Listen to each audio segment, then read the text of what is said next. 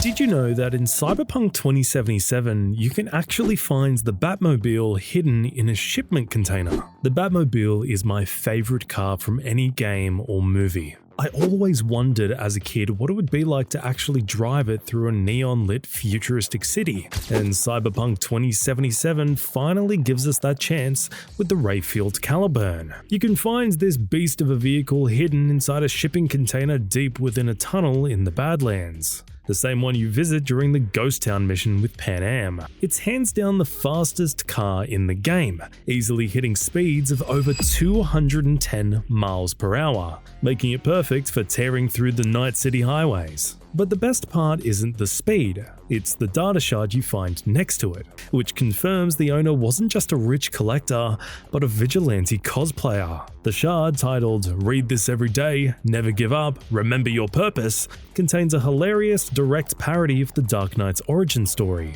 The text reads, "Don't be afraid, there's nothing there. That's what they always told me. But the night my parents were murdered, I knew I had seen something in the dark of that night. I searched for it a long time, cloaked myself in the darkness, learning it, understanding it, merging with it. I realized in its depths where light cannot escape, there was only one thing to fear: myself. I became the shadow. I became vengeance. I became the man Night City doesn't deserve. I became Merkman." It even finishes with a vow to deliver justice until the day my heart no longer beats inside my chest. This is a literal one-to-one reference to Batman, from the dead parents to the "I am vengeance" line. It's easily one of the coolest details in the game, proving that even in 2077, Gotham's hero is still inspiring people to wear costumes, buy fast cars, and fight crime.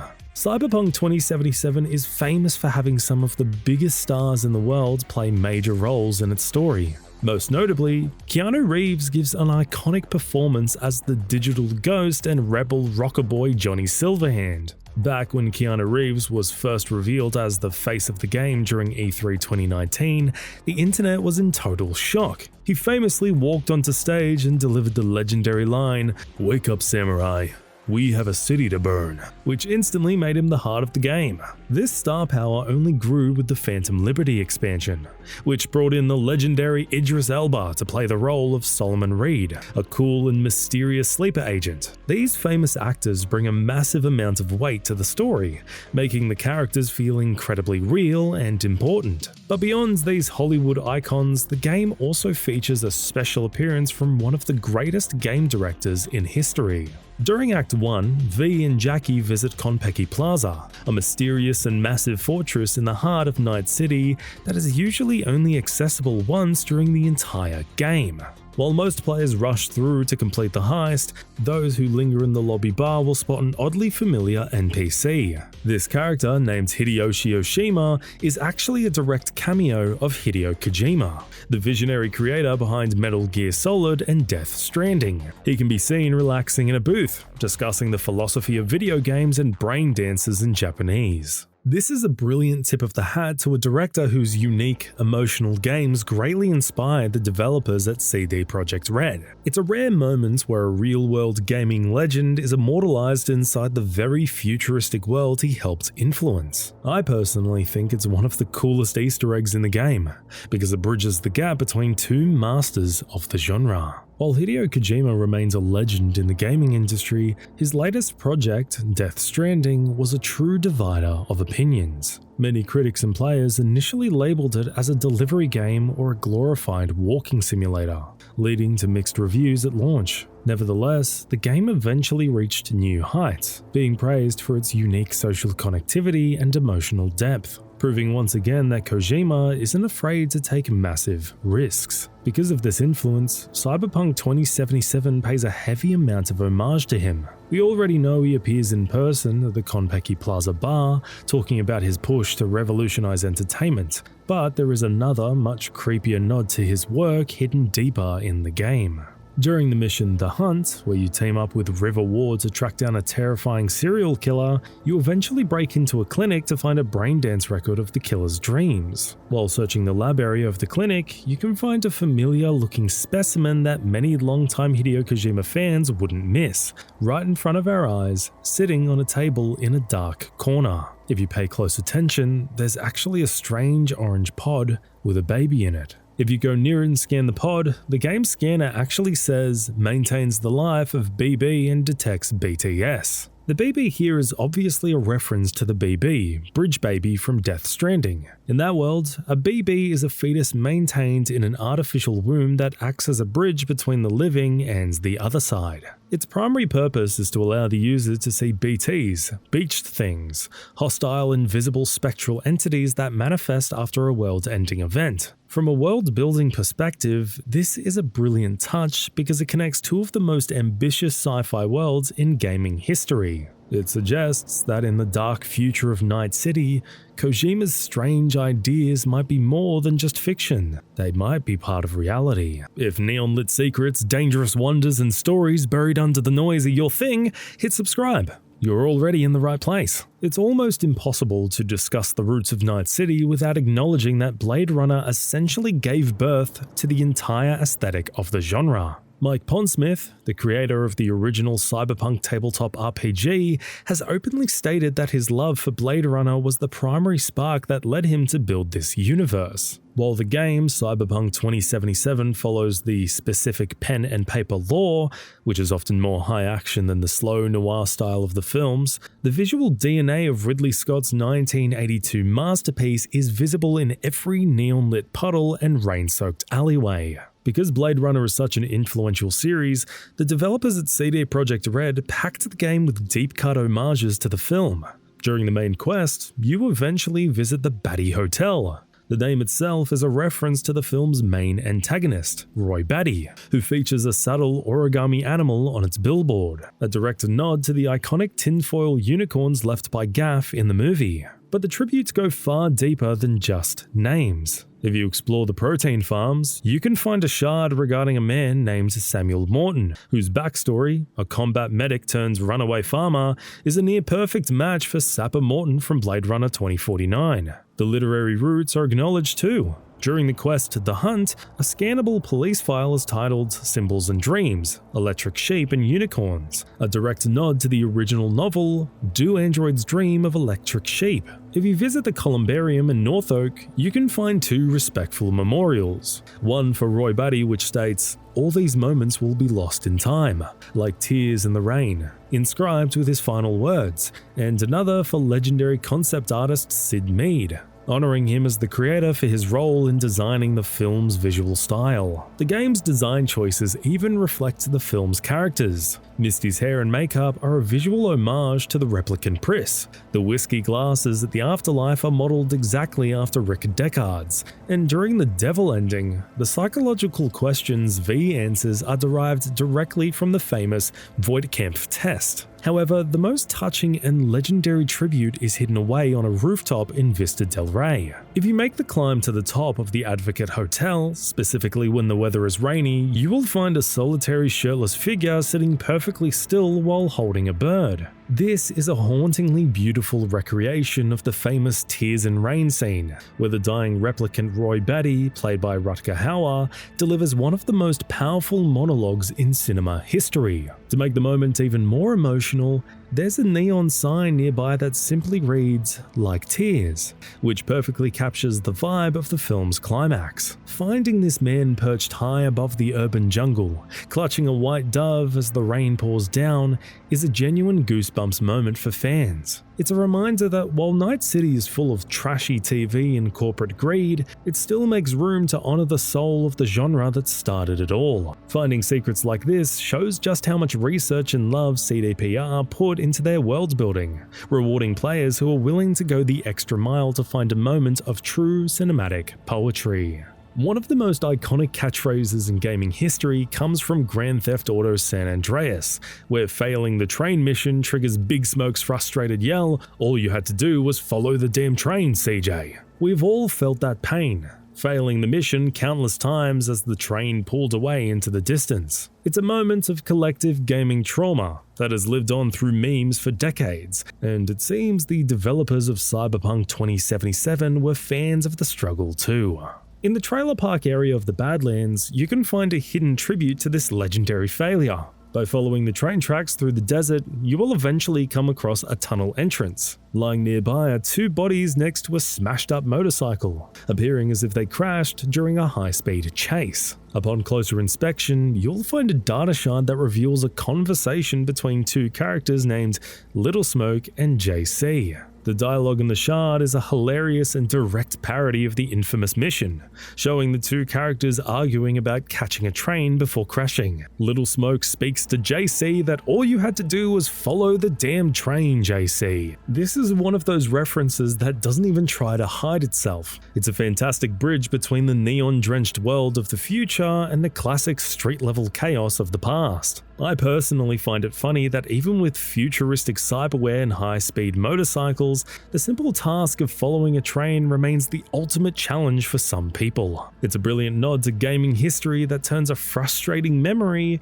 into a clever discovery in the Badlands. And the love for Grand Theft Auto doesn't stop in the desert. If you head back into the city, you might stumble upon a very familiar neighborhood. While this one is a little more subtle, there's a road that strongly resembles Grove Street in the district of Rancho Coronado. Just around the corner from the Almunica and Jerez fast travel point, you can find a circular dead-end street that looks almost identical to the home of the Grove Street families. This neighborhood layout is filled with small houses, and, appropriately enough, it's always crawling with gang members. While it actually looks a bit more like the version of Grove Street seen in GTA 5 rather than the original, the vibe is unmistakable. It's a cool way to see a piece of Los Santos reimagined in the dark future of Night City. Rancho Coronado clearly holds a lot of secrets, because it's also the home to a piece of famous television history. If you're a fan of the Dukes of Hazzard, you'll be thrilled to know you can actually drive the General Lee around the streets of 2077. In this same region, you can purchase a vehicle called the Type 66 Gen Rowley. If you say the names fast, Gen Rowley, General Lee, you'll catch the pun immediately. It will cost you 58,000 eddies, but it's worth it for the classic orange paint job and the racing number on the door. While it unfortunately doesn't come with the famous musical horn, the car's design and power make it a perfect tribute to the most famous muscle car in TV history. Many games find unique and creative ways to give credit to the hard-working developers who bring these worlds to life. Most do it through a standard credit scroll when the game ends, while others, like Naughty Dog, hide names within the environment as subtle Easter eggs. Some, like Insomniac, have even displayed actual photos of their staff on walls within the game world. Cyberpunk 2077 takes this tribute a step further by hiding a secret lounge dedicated entirely to the team at CD Projekt Red. There's a closed shutter door located near the Kabuki Market roundabout, specifically in the lower section of the north side that requires a hidden code to enter.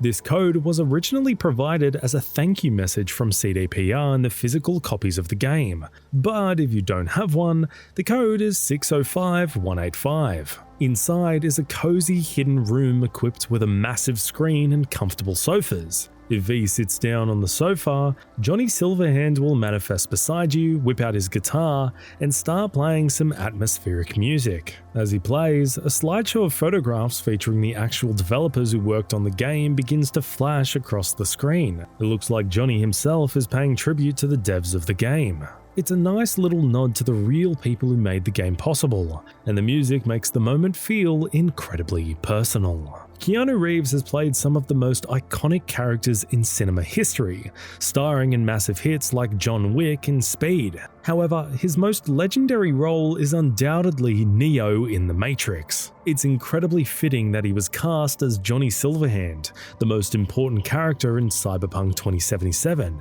as both roles involve a hero fighting against a simulated reality and a controlling system. As Johnny begins to take over V's mind, the game throws a direct and mind-bending curveball at the player that connects these two worlds. During the mission Chippin' In, you allow Johnny to take control control of V's body for a night of absolute chaos at the Afterlife Club. As you play through Johnny's wild rampage, drinking, fighting, and getting tattooed, a mysterious man dressed in a dark trench coat and sunglasses suddenly approaches you. Without saying a word, he offers Johnny a choice between a red pill and a blue pill. This is a brilliant nod to Keanu's role as Neo, where choosing the red pill allowed him to see the truth of the Matrix, while the blue pill would let him return to a dream world. In Cyberpunk, this moment is a hilarious and surreal fourth wall break. If we actually consider this canon, it raises some serious questions about whether the world of Night City is just another layer of the Matrix. The Matrix even has a reference in one of the game's endings. In several of the game's endings, such as the Sun or the Star, as you're making your way through the digital realm of Mikoshi or leaving a major area, you will encounter a black cat. In a direct homage to the famous glitch in the Matrix scene, the cat will walk across your path, only to immediately reappear and perform the exact same animation a second time. In The Matrix, a deja vu cat meant the code of reality was being rewritten. In Cyberpunk, it serves as a haunting reminder that by this point in the story, V's consciousness has been digitized and recoded by the relic. It's a perfect circular reference. You start the game as a human in a physical world and end it as a glitch in a machine, just like Neo. Almost every RPG on the market allows you to customize your character's hair, eyes, and build, but Cyberpunk 2077 takes this freedom to a level that fits its futuristic setting perfectly. Lead quest designer Paul Sasko explained that the team wanted to separate physical appearance from identity, allowing for total freedom. As he put it, the voice you choose affects how the characters you meet perceive you and what pronoun they address to you. In example, how you identify as a character. This design choice makes sense in a world where cybernetics allows people to modify every single aspect of their bodies. However, this commitment to customizing everything goes to places most mainstream games wouldn't dare touch. Cyberpunk 2077 actually provides the option to fully customize your character's genitals. You can choose them separately from your body type, and the game even lets you adjust the size. If you have the nudity filters turned off, the game doesn't blur anything, and the developers went as far as adding dedicated physics to these parts so they react to movement just like hair or clothing would. I have to admit, I found it pretty hilarious when I first played the game back in 2020. It seemed like such a wild priority for the developers, but it certainly set the tone for just how unfiltered Night City really is. Now, come on buddy, just put it away. While the architecture and rain-slick streets are a clear evolution of the Blade Runner aesthetic, the developers didn't stop there, drawing heavily from other legendary Japanese media like Ghost in the Shell and Akira. In fact, no futuristic game would be complete without these specific inspirations, and Cyberpunk 2077 is obviously no exception. A standout example of this tribute is the Yaiba Kusanagi's T3X, a high-performance motorcycle that players can purchase in the game. With its sleek, low-profile frame and bright red finish, it's a direct and unmistakable reference to Shotaro Kanada's iconic bike from the masterpiece Akira. Even the name Kusanagi serves as a double-layered nod, referencing Major Motoko Kusanagi from Ghost in the Shell. You can even perform the famous Akira slide. The tributes to Akira aren't just limited to the vehicles you drive though. The game's very progression system has a rather recognizable nod hidden within it. Alongside being able to pull off the famous Akira slide while on your motorcycle, you can find another Easter egg tucked away in the technical ability skill tree. If you look at the icon for the chain lightning skill in the top right of the tree, you'll see a silhouette that is a perfect match for the film's iconic poster and character design. Night City is primarily built on the foundation of serious sci-fi. Cyberpunk 2077 also pays tribute to classic movies of other genres, proving that the developers have a great sense of humor when it comes to the future.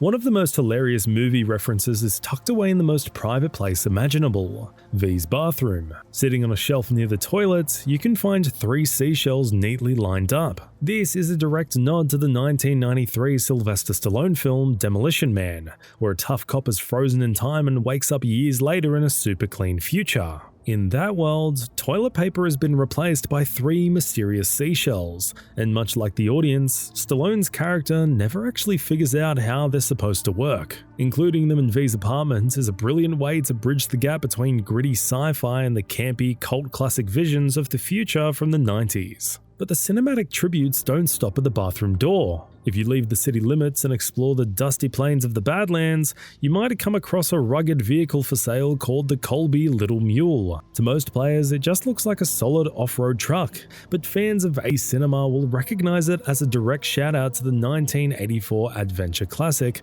Romancing the Stone. In the movie, which stars legends like Michael Douglas, Kathleen Turner, and Danny DeVito, the characters escape through the jungle in a Ford Bronco, affectionately named the Little Mule. While the Cyberpunk version isn't an exact replica of that Ford, the shared name and the fact that it's built specifically for rough terrain make it a clear tribute. Since CD Projekt Red developed both franchises, it was a total no-brainer that Cyberpunk 2077 would include several nods to the Witcher series. If you choose the Corpo life path, one of the earliest secrets is placed right in front of you inside Arasaka Tower. Before you even leave your office, you can open a desk drawer to find a retro gaming magazine featuring a cover story on The Witcher. Prominently displayed on the front is a picture of Ciri, which is a clever nod to a famous conversation she has in The Witcher 3 Wild Hunt, where she describes visiting a futuristic world with flying ships and people with metal in their heads. This magazine suggests that in the world of 2077,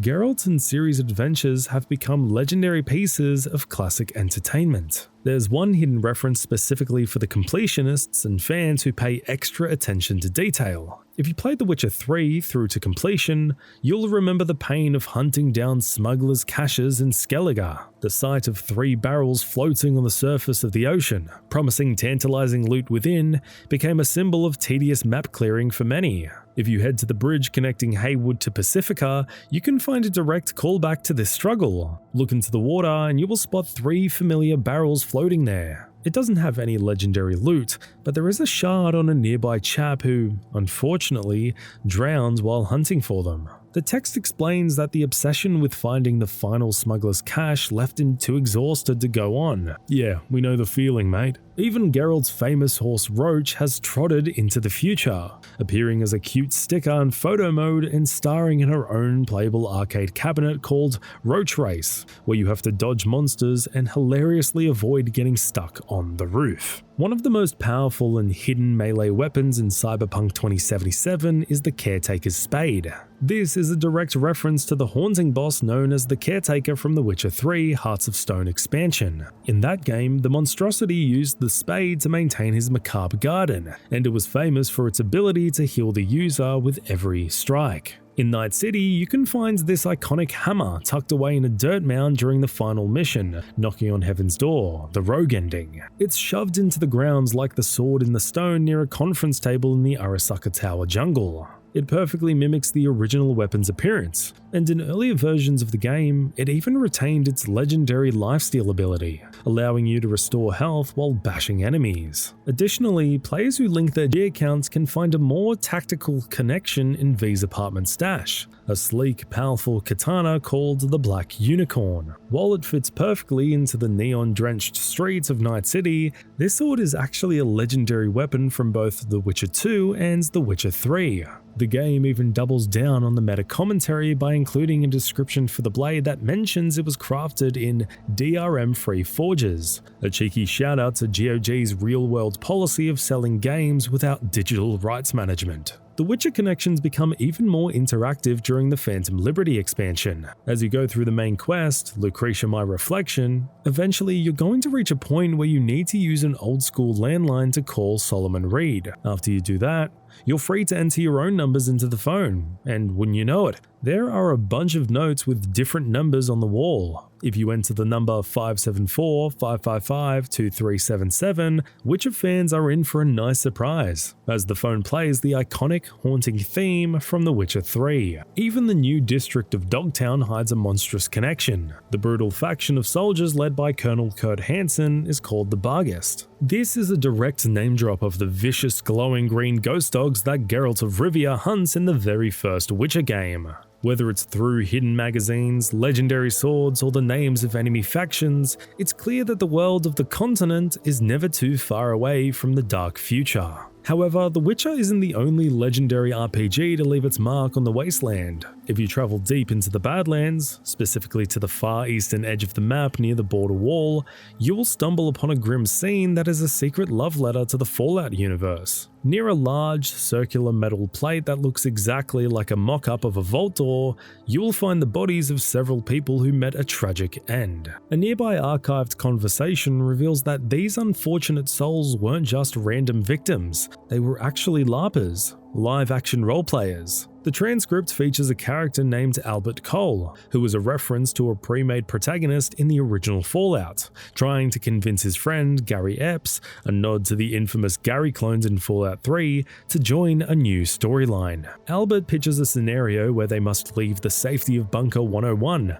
a clear mashup of Vault 101 and Vault 13, to find a hydro processor before the water runs out, which is the exact plot of the very first Fallout game.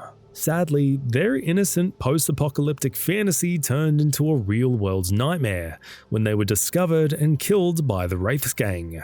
It's a tragic yet brilliant way to bridge the gap between these iconic dystopian worlds, proving that the Badlands are just as dangerous as any radioactive wasteland. Cyberpunk 2077 is famous for its heavy choices, leading to several different ways V's story can end. You might choose the Star ending, where you leave Night City behind with Pan Am and the Aldecados, or the Devil, where you put your trust in Arasaka and end up on a space station. But there's actually a hidden secret ending that most players never even see. It's the ultimate suicide run where you refuse to get your friends killed and instead storm the front doors of Arasaka Tower completely alone. To unlock this legendary path, known as Don't Fear the Reaper, you have to be more than just business partners with Johnny.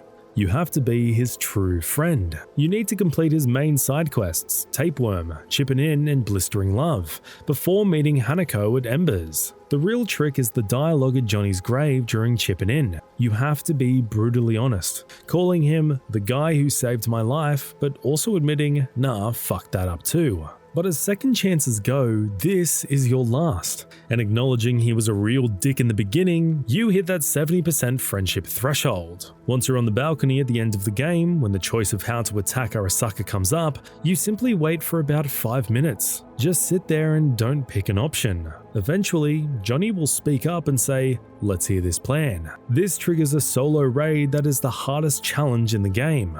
Your health bar actually shrinks the longer you're inside, and if you die, there are no checkpoints. The game just ends and the credits roll. If you actually survive the Don't Fear the Reaper suicide run, where you have to fight the entire Arasaka army alone while your health drains away, you earn the right to make the ultimate choice at the Mikoshi access point. You can either keep your body to become a living legend, or you can sacrifice yourself to give Johnny a second chance at life. If you choose to stay, you unlock the Sun ending, Path of Glory. This is the Rockstar ending where V gets everything they ever wanted. You become the boss of the Afterlife bar, and the game ends with you floating in space, getting ready to pull off an impossible heist at the Crystal Palace Casino. It's a total power fantasy that cements V as the greatest mercenary Night City has ever seen. On the other hand, if you let Johnny take the wheel, you unlock the Temperance ending. This is easily the most heart-wrenching and emotional conclusion to the story. Instead of burning down the city, a much calmer Johnny Silverhands quietly leaves Night City for good. He buys a vintage guitar for a neighbor kid, visits V's memorial to pay his respects, and simply walks away. He honors V's sacrifice by living a peaceful life rather than a violent one. Both paths are the most badass ways to finish the game, proving that V and Johnny were truly the deadliest duo to ever walk the streets. Johnny's pistol is my favorite weapon from the game. With its one-shot kill potential and its incredibly unique reload animation, it makes you feel like a total badass every time you pull the trigger. The Malorian Arms 3511 isn't just a gun, it's a hand cannon custom built for a legend. And while you first get a taste of its power during Johnny's flashbacks, you can actually get it in the game for V to use permanently. To claim this piece of history, you have to play through the side mission Chippin' In, which unlocks after you've made some progress with Johnny's storyline. This mission takes you to the Ebuniki docks in Watson, where you hunt down a man named Jeremiah Grayson. After you take him down, you can loot the Maloran directly from his body. But the mission doesn't stop there. This is also where you get the iconic samurai jacket, a perfect replica of the one Johnny wore back in the day, which Rogue gives you as a sign of respect. We all know the legendary Johnny Silverhand's Porsche 911 Turbo 930. It's the ultimate status symbol of the rocker boy era. In the mission Chippin' In, if you play your cards right and spare Grayson's life or just loot his body after the fight, you'll find a mysterious keycard. This keycard allows you to lower a nearby shipping container that hides Johnny's original 1977 Beast. It is one of the only real-world cars in the game, and driving it through Night City while wearing the samurai jacket and holding the Malorian makes you feel like the ghost of Silverhand himself. But did you know there is actually a second Porsche 911 Turbo added in the updates, and getting it involves a hilarious case of identity theft. If you head to the Biotechnical Flats in the Badlands, you can purchase the Porsche 911 Turbo Cabriolet for 73,000 eddies via the AutoFixer terminal. But the moment you buy it, you don't just get the keys. Instead, you receive a mysterious message from the fixer Muammar El Capitan Reyes claiming there's a problem. The car has vanished, and the previous driver is nowhere to be found. Following the jeeps to the last known location reveals a darkly funny sight, a dead body lying next to the car. But it's not just anybody, it's a Johnny Silverhand impersonator. This poor guy dressed up like the rocker boy, bought the vintage car to complete the look, and apparently died trying to live up to the legend. Looting his corpse gives you final access to the vehicle. We all noticed the water physics in Cyberpunk 2077 at launch, or rather the lack of them.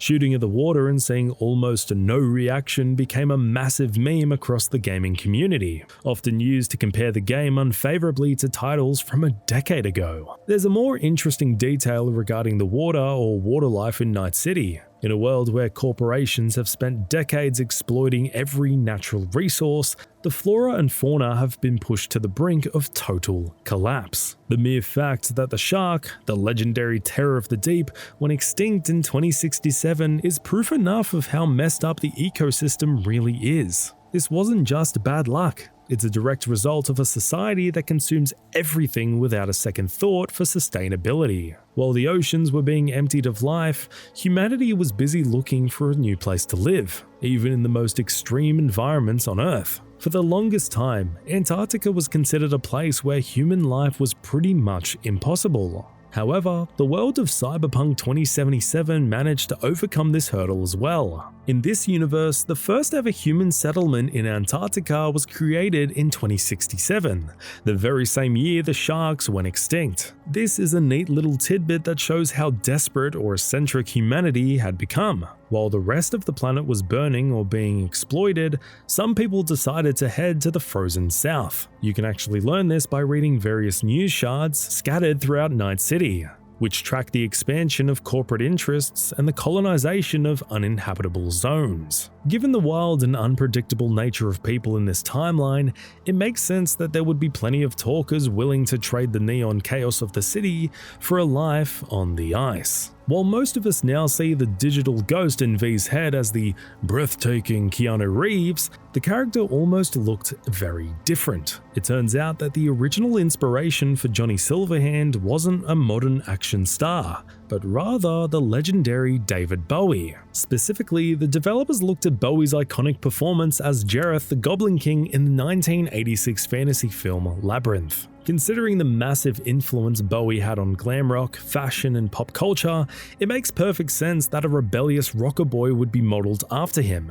In the early design stages, Johnny was envisioned with that same Starman energy, a mix of theatrical flair and untouchable cool. While Keanu Reeves brought a gritty, modern intensity to the role, one can only wonder how different Johnny's burn-it-all-down attitude would have felt if he had been portrayed by the late, great David Bowie. It certainly would have given the Ballad of Buck Ravers a much more experimental vibe.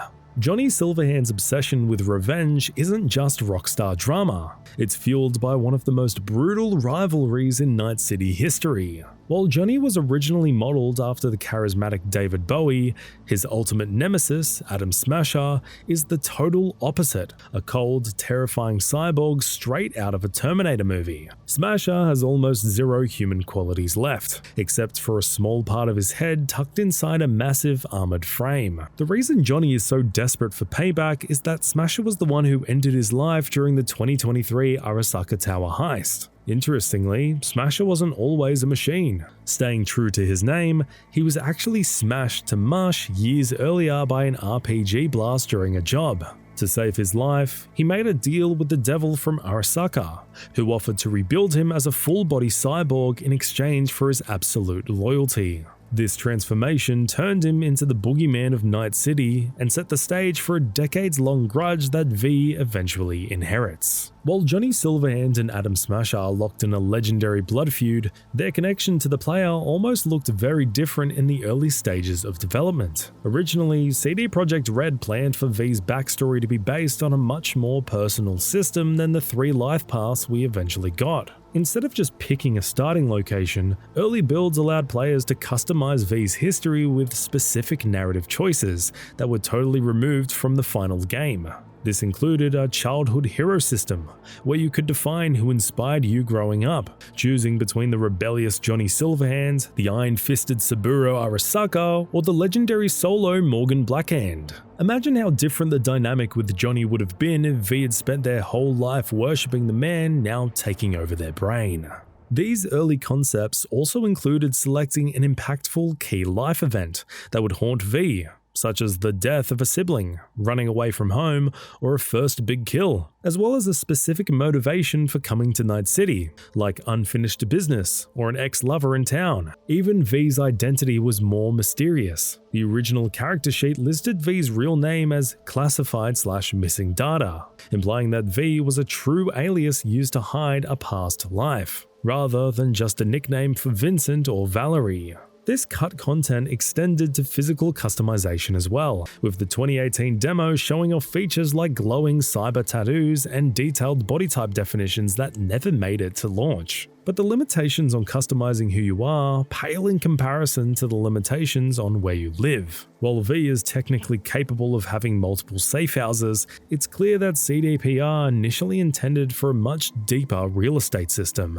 In one of the game's endings, V is shown waking up in a massive mansion, and game files suggest that players were originally meant to buy and customize penthouses and luxury estates throughout the city. Instead, the developers settled for giving players free access to the homes of V's friends or smaller apartments that lack meaningful interaction. The resources for a high-life tycoon experience are in the game, but the ability to truly own Night City's real estate remains one of the biggest what-ifs for fans who wanted to roleplay as a legend who actually made it to the top. But if the housing market feels incomplete, the transportation network is arguably an even bigger missed connection. For a city built on the concept of high-tech mobility, Night City forces V to rely almost exclusively on standard cars and motorcycles, leaving the coolest ways to travel strictly out of reach. For years, the N-Cart subway system was nothing more than a visual backdrop, a series of inaccessible doors and empty tracks that forced players to rely on magic fast-trail data points if they wanted to get somewhere quickly. While CDPR eventually patched a working subway into the game, 2 major modes of transport remain lost to the cutting room floor: AVs and the Delamain service. Throughout the game, we see the wealthy soaring above the traffic in AVs, yet V never gets to pilot one or even ride in one outside of heavily scripted story moments. But the biggest irony is Delamain. After completing the Epistrophe questline, V can actually obtain a Delamain cab as a personal vehicle. Logic would dictate that owning an AI-driven taxi would allow you to sit in the back, sip a drink, and let the car drive you to your destination, effectively acting as an immersive autopilot fast travel. Instead, you are forced to drive the taxi manually, just like any other car. It's a baffling design choice that highlights a massive missed opportunity. Imagine if, instead of teleporting via a blue map marker, you could have simply hailed a flying AV or a cab. sat back, and watched the neon city drift by as he rolled up to the afterlife in style. While the ghosts of legends like Johnny Silverhand haunt V's mind, it's the flesh and blood tragedy of Jackie Wells that truly kicks the story into gear. Jackie's death is the emotional heart of the game's prologue, but his tough guy persona was actually forged through a heartbreaking childhood. Long before he was dreaming of the big leagues, Jackie had to survive an alcoholic and abusive father. He originally joined the Valentino's gang just to find a sense of family and protection, and once he grew strong enough, he finally stood up to his father and ran him off for good. Following that confrontation, Jackie's father abandons the family, leaving Jackie and his mother, Mama Wells, to fend for themselves. This created an incredibly deep bond between them, which eventually led Jackie to leave the Valentinos entirely just to keep his mother from worrying. The background makes his loss even more impactful. He wasn't just a mercenary looking for a payday, but a man who had finally overcome a dark past and was trying to build a better life for the people he loved. When his journey ends in that Delon cab, the impact is felt so heavily because we aren't just losing a partner, but a survivor who had already fought his way through one nightmare, only to be taken down by another. The impact of his death is felt all across Night City, and you can even find a little slice of remembrance left by the community. A Reddit user found specific graffiti dedicated to Jackie in Vista del Rey. However, it's not the most polite tribute. The message roughly translates to something like, "Jackie Wells messed with the wrong people." It seems like some folks back in Haywood have a bitter taste in their mouths about how he went out. Saburo Arasaka isn't just a corporate CEO. He's a 158-year-old relic of the past who is still mentally as sharp as a razor. He's essentially a maniac with a century-long grudge, having built the Arasaka Corporation and its massive private army with a singular goal of destroying America's economic power from the inside out. His true feelings are laid bare in the Corporation Report 2020 Volume 1, where Saburo was quoted as saying, "I hate America. I will bring them to their knees by supplying them with everything they want and then strangling them with their own dependency. I will sell them the chain with which they will bind themselves to me." To make him feel even more imposing, CD Projekt Red did something unique with his character. While Cyberpunk 2077 supports over 10 languages with high-end lip-syncing software for every character, Saburo is the one and only exception. The developers insisted that Saburo would only speak Japanese, regardless of which language the player chooses for the rest of the game. This means he's the only character in the entire game with just one voice actor. This creative choice ties in perfectly with his samurai heritage and his obsession with Japanese superiority. It forces everyone, including the player, to meet him on his terms, making every scene with the Emperor feel incredibly authentic and intimidating as he watches his plan to strangle the West finally reach its peak. The bond between Nomad V and Judy Alvarez runs deeper than simple romance. During Pyramid Song, a Nomad V can bond with Judy over the fact that her hometown, Laguana Bend, was destroyed by corporations, a fate shared by the proto-nomad clans generations ago.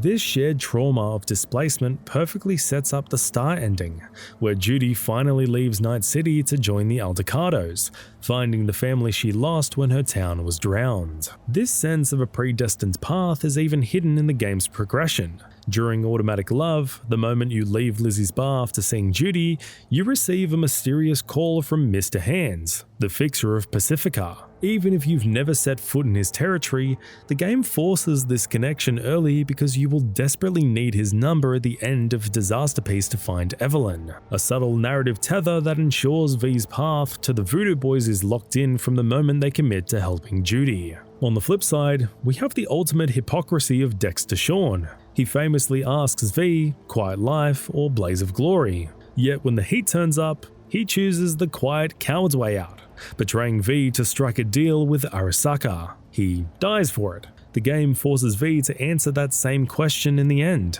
You can choose the Don't Fear the Reaper ending for a true Blaze of Glory, or follow Dex's footsteps in the Tower or Devil endings by making a deal with the government or a corporation. In the Tower ending, the Cure even deafens V to cyberware, forcing them into a literal quiet life as a regular face in the crowd. Night City is constantly trying to warn V about their fate, sometimes in the most subtle ways imaginable. The opening montage of the 6-month time skip literally begins with Jackie bumping into a man wearing a samurai t-shirt, quietly signaling the arrival of Johnny Silverhands long before the heist ever goes wrong. Even V's wardrobe is in on the joke. Their favorite starting shot features a graphic of a face with a nasty head wound popping pills, an eerie visual prediction of the exact medical nightmare V ends up living after the relic malfunctions. But the script gets even more specific, hiding spoilers in plain sight within casual dialogue. On the elevator ride to meet Jackie in Act 1, a background news report casually mentions an upcoming Arasaka parade featuring Hanako, the very event that becomes the centerpiece of Act 2. Then V unknowingly predicts their own death by cynically telling Jackie that fixers just find the cheapest gong to do the job,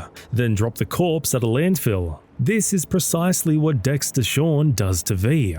Speaking of Dex, the game even hints at his betrayal in the tutorial. The very first brain dance you analyze shows a thief robbing a store only to be shot dead by his own partner, a brutal parallel to exactly how Dex turns on V after Konpeki Plaza. The foreshadowing in Cyberpunk 2077 doesn't stop at the prologue. The game is constantly whispering the future to you, especially in moments leading up to the heist. If you wander around the Afterlife bar before meeting Dex, you can actually spot Pan Am Palmer and Nash arguing in a booth about their latest job, the very betrayal that becomes the focus of Pan Am's first quest later in the game.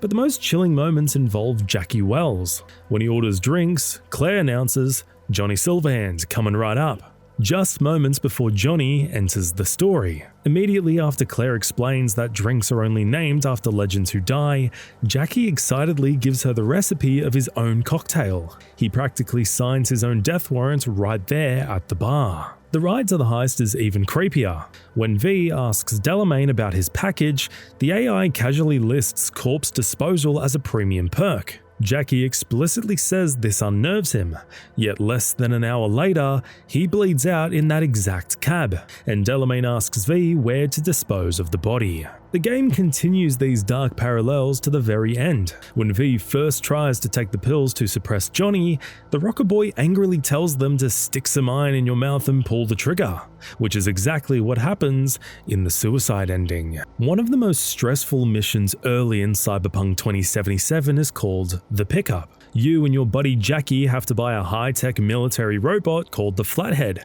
from a crazy gang called Maelstrom. Before you go in, you have the option to meet with a Militech agent named Meredith Stout. She is stressed out, aggressive, and desperate. The reason? She is being blamed for losing the robot, and if she doesn't get it back, her bosses are going to terminate her contract. She offers you a cred chip to pay the gang, but it's actually trapped with a virus. Here's where the choice happens. If you clean the virus off the chip, or if you tell the gang about her trap, Meredith loses. Her rival, a guy named Anthony Gilchrist, takes her job and thanks you for helping him. After this, Meredith is never seen or heard from again. Most players assume she was just fired or transferred to a desk job in another city. But if you want the cold, hard truth, you have to go for a swim. If you jump into the water northwest of Offshore Street in Watson, you will find a body floating at the bottom of the bay. It's Meredith Stout. Her head is shaved and her feet are encased in a heavy block of cement. It turns out when a corporation fires you, they mean it literally. It's a grim, hidden detail that proves climbing the corporate ladder in Night City is a deadly game. If you slip up, you don't just lose your job, you end up sleeping with the fishes. In a city as loud and chaotic as Night City, it's surprising to find a place that is completely silent and peaceful. If you head over to North Oak and Westbrook, you'll find the Columbarium, a massive, futuristic graveyard that serves as the final resting place for the city's dead. What makes this location truly special is that it's not just a static background. It actually changes based on how you play the game. As you make choices and lose friends during your journey, their names will actually appear on the plaques here, allowing V to return and mourn characters like Jackie Wells or Evelyn Parker. However, the most touching secret is hidden among the memorials for the cast of the Netflix anime, Cyberpunk Edgerunners. Following the 2.0 update, 5 new memorials were added for the show's most beloved characters, featuring heart-wrenching messages that we can only assume were written and organized by the survivor, Lucina Kushinada. These memorials provide a somber closure to the crew's story, with each inscription reflecting their personal journey or their relationship with Lucy. David Martinez's plaque reads, "You didn't take me to the moon, but you were there with me," while his mother, Gloria's, notes, "You were right, David reached the top of Arasaka Tower." For Rebecca, the message is simple: "I regret not finishing our conversation," and the tribute to Pilar, Dorio, and Maine acknowledges them as the only family Lucy ever had. Even the traitorous Kiwi is remembered with the line, "You taught me to never trust anyone in NC."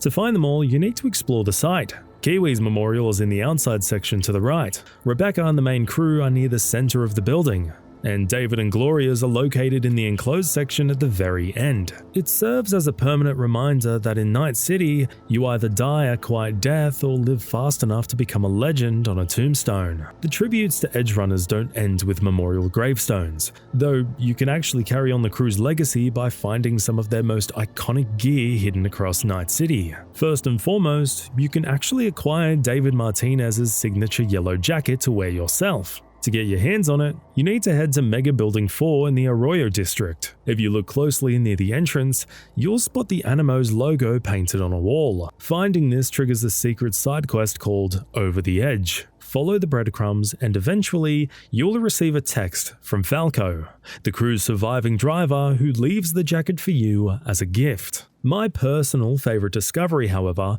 is Rebecca's shotgun. Named Guts, this powerful variant of the Carnage shotgun is waiting for you in Memorial Park at Corpo Plaza. You can find it by resting under some bushes near 3 meditating monks, a location that hits hard because it marks the exact spot where she made her final stand against Adam Smasher. Finally, if you want to toast to the legend himself, head to the Afterlife Bar. You can now order a David Martinez from the menu, a fitting tribute, since drinks there are only named after legends who die in a blaze of glory. It's the perfect way to keep their spirit alive while you burn down the city. Dogtown's EBM Petrochem Stadium is usually where you go to buy illegal black market weapons, but if you look closely, you can also buy some real-world gaming history. But if you ignore the guns and look for the guys selling junk, you will find a legendary real-world cameo. Near the van, you will find 2 Polish men named Marcin and Mikhail trying to hustle some bootleg goods. These aren't just random NPCs, they're digital clones of Marcin Nowinski and Mikhail Kaczynski,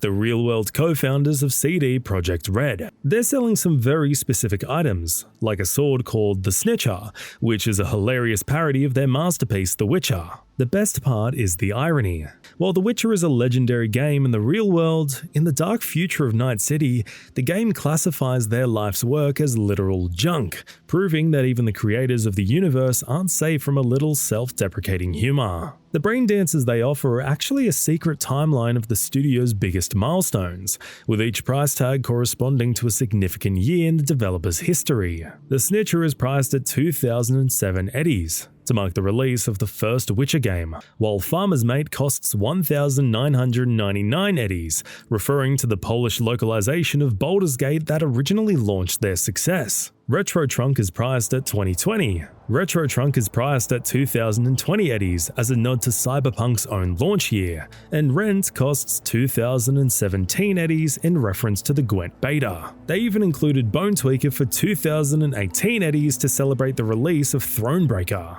Perhaps the deepest cut is the Dance of Brain, dated 1989, which likely refers to the time Marcin Nowinski spent selling imported games in Poland before CD Projekt was even founded. It's a brilliant way for the creators to wink at the players, showing that even the founders of the studio aren't afraid to poke fun at their journey from market stalls to building the neon world of 2077. Have you seen the pool of blood with a pile of bodies in the wastelands of Cyberpunk 2077? If not, You need to drive deep into the North Badlands, specifically north-northeast of the desert film set in Rocky Ridge. It's honestly one of the most disturbing things you can stumble upon, a literal lake filled with thick red liquid and hundreds of floating corpses. Most players see this and immediately want to turn their car around, assuming they found a mass grave or a massacre site. But if you're brave enough to get out and look closer, you will realize it's all a giant fake-out. The bodies are just plastic mannequins, and the blood is nothing but dye. A nearby data shard reveals this was actually the set for a horror movie called Hell Lake 3, but the studio ran out of money and just abandoned the whole mess in the desert. It is classic Night City logic. They couldn't afford to finish the movie, but they didn't care enough to clean up the nightmare they created for anyone unlucky enough to find it. Speaking of disturbing things in the desert, if the fake bodies at the movie set didn't scare you, this next spot definitely will, because this time, the bodies are real. If you travel to South Badlands, specifically to a campsite just east-northeast of the fuel station in Jackson Plains, you'll stumble upon a grim circle of corpses that looks like a mass execution. But when you investigate, you realize it wasn't a murder, it was a suicide cult. It turns out that even in 2077, people are still falling for the same old manipulations. These followers believed that rogue AIs were basically angry gods coming to destroy the world, so they took their own lives to upload their souls to a digital ark of salvation beyond the Black Wall. It's a chilling reminder that no matter how advanced technology gets, human nature doesn't change. And if you read the leader's data shard found on his body, he's actually trying to convince you to join them in death. Cyberpunk 2077 is set in a hyper-industrial future where the line between humanity and machine is constantly blurred. In this world, characters like V are mercenaries. Everyone in this universe is heavily modified with chrome and neural links to survive a city dominated by ruthless corporations. However, despite all the advanced technology, there's a haunting emptiness to the city's ecosystem. Throughout V's adventures, various shards and TV broadcasts explain that most animals have been eradicated from Night City due to environmental collapse, biological wars, and the infamous Pet Act, which imposed massive taxes on animal ownership. This creates one of the most glaring and eerie issues in the game. There are almost no other life forms left in the concrete jungle, save for human beings. Or what's left of them, that is. That is, until V discovers a stray cat, one of the last forms of animal life still hiding in the shadows of the city. To find this elusive pet, known as Nibbles, you must exit V's main apartment and turn left down the hallway.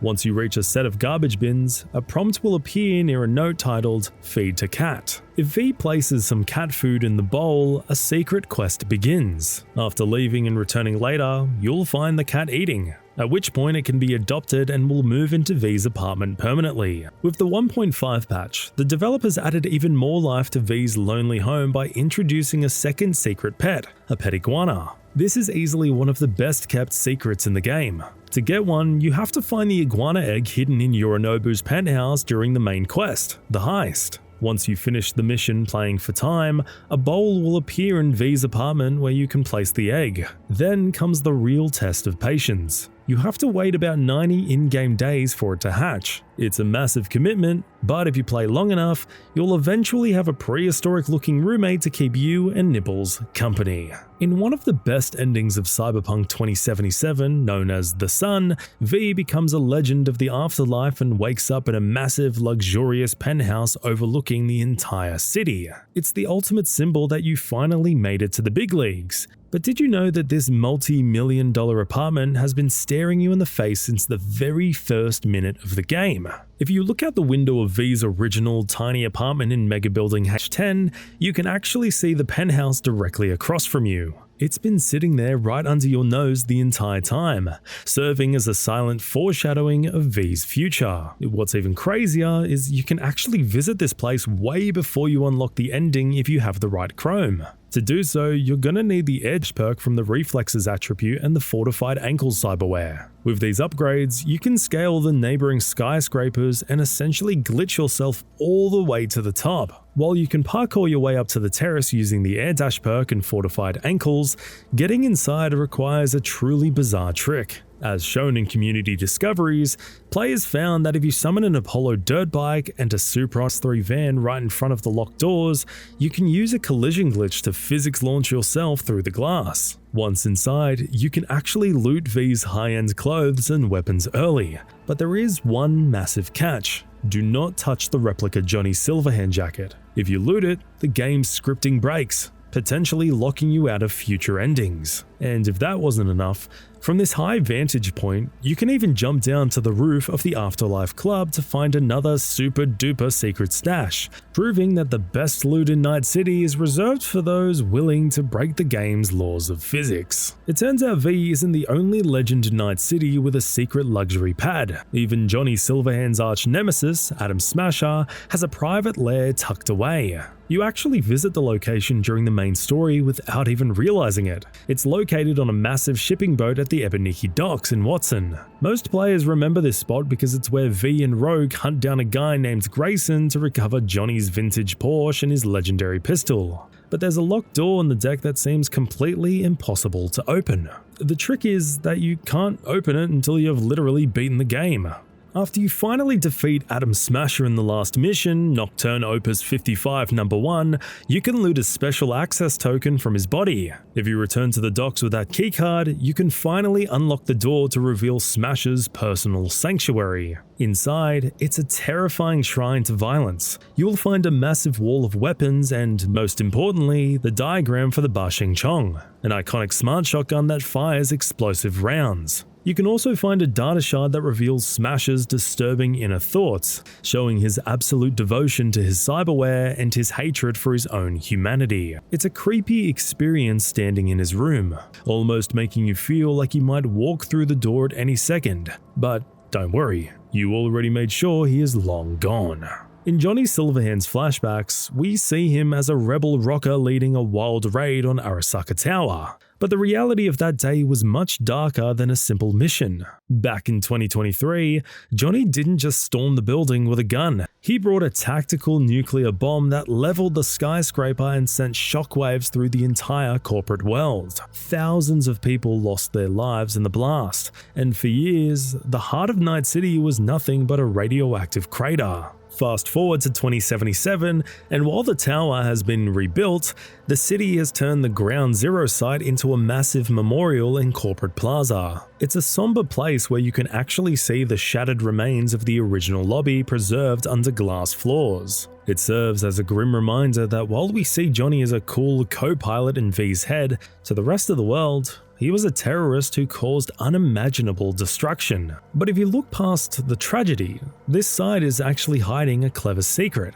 If you head down into the rubble near the memorial, you'll find a mysterious locked door tucked away. If you enter the code 2023, the year the bomb went off, the doors open to reveal a hidden developer room. Inside, instead of corporate files, you'll see the names of real-life creators of the game scrolling across glass walls, immortalizing the people who actually built Night City. Have you ever wondered why the history of Night City feels so bloody? It all traces back to the Fourth Corporate War, a global conflict where the Arasaka Corporation and Militech International Armaments basically treated the world like a chessboard. The climax of this war happens right in the heart of the city when Militech decided to wipe out Arasaka's master database by nuking their headquarters, which at the time was one of the tallest buildings ever constructed. In a twist that redefined the city's future, the man who actually detonated that bomb was none other than the rocker boy legend, Johnny Silverhand. Most of the people involved in the raid thought they were just pulling off a high-stakes heist, but they had no idea they were about to trigger a literal apocalypse. The resulting blast was catastrophic, instantly killing 12,000 people and claiming thousands more in the radioactive aftermath. The explosion was so powerful that it kicked a massive cloud of dust and particles that choked the atmosphere, turning the sky a haunting, permanent shade of crimson. For years after the blast, the the sun struggled to pierce through the haze, leading survivors to call this era the Time of Red. It's a chilling reminder that in Night City, the sky itself once bled because of the egos of two corporations and a man with a detonator. For a futuristic city like Night City, where people can literally swap out their lungs for machinery, it's surprisingly plagued by boring real-world problems. You might expect the biggest threat to be a rogue AI or a netrunner virus, but the city has actually been devastated by bird flu 3 separate times. The lore reveals that the most recent outbreak in 2016 wasn't just a minor scare. It killed around 12,000 people. There's a delicious irony here. Even in a world of bleeding-edge tech and cyber immortality, humanity isn't immune to the same biological plagues that affect us today. It makes the timeline feel terrifyingly realistic. No matter how much chrome you have, you can't exactly cyberpunch a virus. This vulnerability to disease makes sense when you look at how the city actually functions. Night City is a hygiene nightmare. The rich live in clean bubbles while the poor rot in filth, creating a breeding ground for sickness like rat fever, which hit the slums hard in 2072. But while diseases might explain some deaths, they don't explain the single weirdest event in the city's history. Just a few years later, in 2076, records show that almost 30% of Night City's population was suddenly eradicated. That's nearly 3 million people vanishing in a single year without any clear reason given. This specific statistic has baffled players for years, leading to wild speculation on Reddit threads where fans try to make sense of the math. One popular theory from the community is that the city government simply reclassified Pacifica, stopping the census count in that district to artificially lower crime rates, basically pretending those people didn't exist anymore to make the mayor look better. Others theorized it was a mass exodus caused by the reunification wars, or perhaps nomads leaving the city en masse. However, the boring truth is likely a typo. Later updates to the game changed the text to say the birth rate fell by 7%, suggesting the developers accidentally wrote population drop instead of a birth rate drop. But honestly, the fan theories about the city deleting 3 million people from the records just to fudge the numbers is a way better story.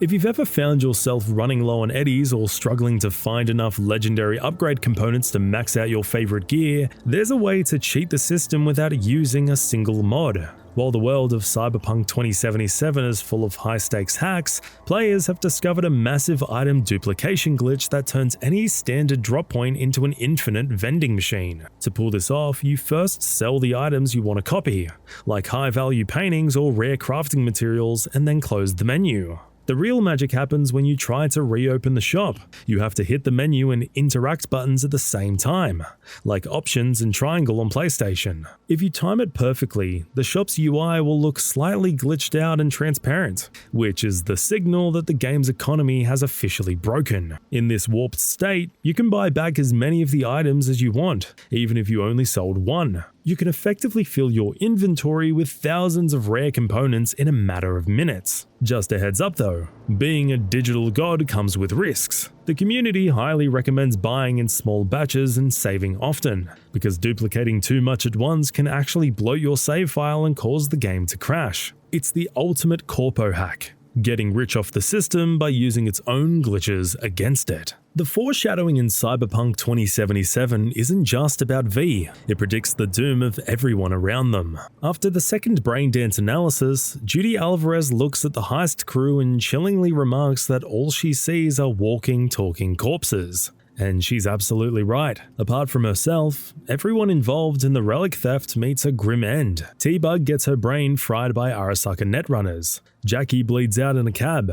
Dex gets executed by Takamura. Evelyn Parker tragically takes her own life after horrific trauma, and V takes a bullet to the skull, living on borrowed time in almost every ending. Even Delamain faces a potential death of personality depending on your choices. But the most clever warning was hiding on T-Bug's feet. If you look closely during the briefing, T-Bug's sneakers have the words Delta V written on them. In Night City slang, Delta means to run away or leave immediately, a final warning to V to abort the mission. But Delta V is also a rocketry term referring to a sudden change in trajectory. This perfectly foreshadows the heist going off the rails. The plan had a set trajectory until Saburo Arasaka showed up. changing the physics of the situation instantly and sending everyone hurtling toward disaster. The game also hides the fate of your romances in innocuous background details. If you check Kerry Eurodyne's laptop, you'll find two songs, Dark Matter and Shivers. Dark Matter refers to the exclusive club where his personal quest off the leash takes place,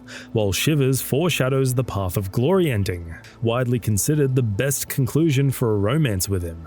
Furthermore, in the quest Holding On, Kerry jokes that he'd be pissed if Johnny had spent the last 50 years with the Nomads or in orbit. This ironically predicts the two endings where Kerry is most unhappy. He breaks up with V in the Star ending and is deeply distressed in the Devil ending. Similarly, Judy Alvarez has an email on her computer where she reminisces about fixing up a fire truck as a teenager.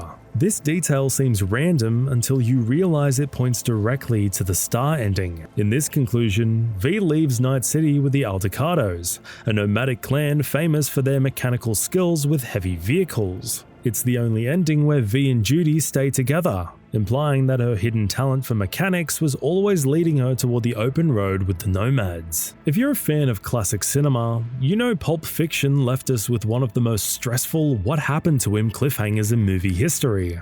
During the plotline with Butch, the boxer played by Bruce Willis, he betrays a powerful gangster by winning a fight he was supposed to lose. While Butch eventually escapes, the movie shows the gangster's goons abducting and torturing Butch's coach for information, and we never actually find out if the poor guy survived. Well, it turns out CD Projekt Red wanted to give fans some closure, because they built an entire mission that serves as a spiritual fix for that movie. If you head to Watson and pick up a gig from Regina Jones called Bloodsport, you're dropped right into the middle of the same scenario. A local boxer won a rigged fight he was meant to throw, and the Tiger Claws are now holding his coach hostage in a basement to get revenge. The plot is a beat-for-beat remake of that Tarantino classic, only this time the boxer actually gives a damn.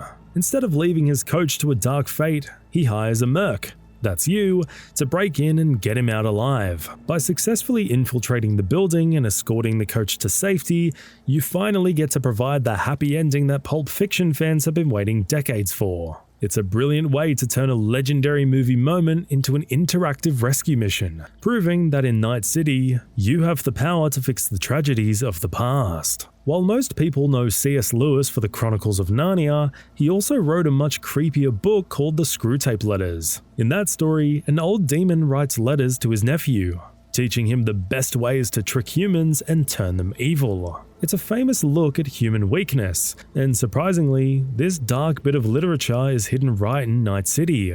You can find the reference on a data shard titled Beelzebub's Tales to his grandson. Even though the shard uses a different name, the writing style is a total copy of Lewis's Demon Letters. It talks about the soul and what happens after we die, using the name Beelzebub, which is basically another name for the devil, to make it clear that a demon is speaking. This hidden gem is located in a spot that is already very spiritual. To find it, you need to head to the roof of Misty's Esoterica in Little China. This is the same rooftop where V goes to make some of the biggest life-changing decisions in the entire game, usually while talking to Johnny Silverhand. Finding a shard about the nature of the soul in a place where V is literally fighting to save their own soul is a genius touch. It just goes to show that the developers weren't just inspired by sci-fi movies, but also by classic books about the battle between good and evil. Konpeki Plaza is one of the most interesting and high-stakes locations in Night City, serving as the setting for the game's explosive prologue. While the hotel is incredibly well fleshed out, the story prevents V from ever officially returning there after the heist without abusing game mechanics. However, thanks to the creative use of cars to clip through barriers and the reinforced tendons for double jumping, dedicated players have found ways to break back into the abandoned skyscraper long after the mission is over. While exploring the off-limits areas of the plaza, YouTuber Syrric discovered a hidden secret tucked away during Act 1. By maneuvering through a hole in a maintenance ceiling, you can gain access to a small, secret room filled with various loot. The real prize in this room, however, is a data shard containing a review for a game titled No Life 3. This is a brilliant and cheeky reference to Half-Life 3, perhaps the most anticipated game in history that fans have been waiting for since 2004. The shard even describes the game as a legendary masterpiece that took decades to release, mirroring the real-world memes and longing surrounding Valve's unfinished trilogy. There is another reference hidden in Mobile Camp Waypoint in the Eastern Badlands. Look for a tent on the right side of the camp that acts as the clan's game cave, filled with arcade machines like Roach Race. On a table in the back, you will find the shard titled No Life 3 Review. The text excitedly proclaims that after 50 long years, the wait is finally over, and that the third and final installment will be available for purchase tomorrow. It confirms that players will once again control the strong silent-type scientist, Baron Freimensch, as he ventures to the Arctic Circle. If you translate Freimensch from German, it literally means free man, a direct nod to Gordon Freeman. The review even mentions having Alice at Baron's side and his trusty crowbar in hand to give those nasty aliens a rude awakening. It's a fantastic detail that suggests even in the year 2077, gamers are still waiting for Valve to count to 3. With the massive update 2.0, developers hit a retro gem in the middle of nowhere that's a total love letter to classic gaming. If you drive out to Biotechnica Flats in the Badlands, you'll find a lonely, abandoned church. Inside, there's a dusty old arcade cabinet that you can actually boot up to play a game within a game called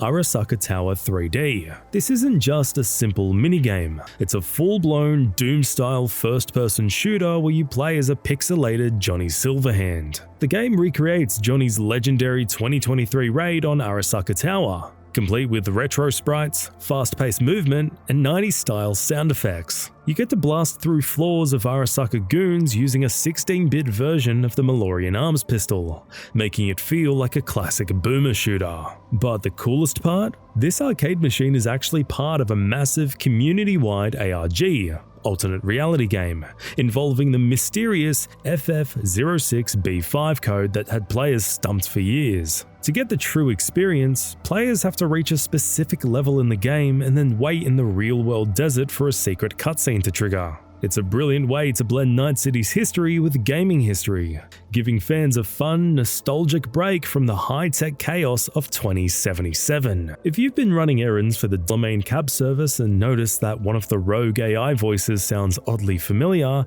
your ears aren't playing tricks on you. It's because the psychotic AI GLaDOS from the Portal series makes a chilling and hilarious guest appearance in Night City. You can encounter this divergent version of Delamain during 2 specific side quests, Epistrophe Coast View and Don't Lose Your Mind. While you don't actually see GLaDOS's iconic robotic body, the voice is unmistakable. CDPR even got the original voice actress Ellen McLean to record the lines, and she uses that same cold, passive-aggressive tone we all love to hate. To make the reference even more obvious, this glitched taxi spends the entire mission insulting V's intelligence and dropping legendary hints about the cake, even telling V that the test results are in and they are a horrible person. It's a perfect crossover because both Portal and Cyberpunk deal with the terrifying idea of AI gaining a mind of its own. It's easily one of the best voice acting Easter eggs in the game, and for a split second, it makes you feel like you've accidentally driven out of Night City and right into the Aperture Science Labs. Just don't expect any real cake at the end of the ride. It's still a lie, even in 2077.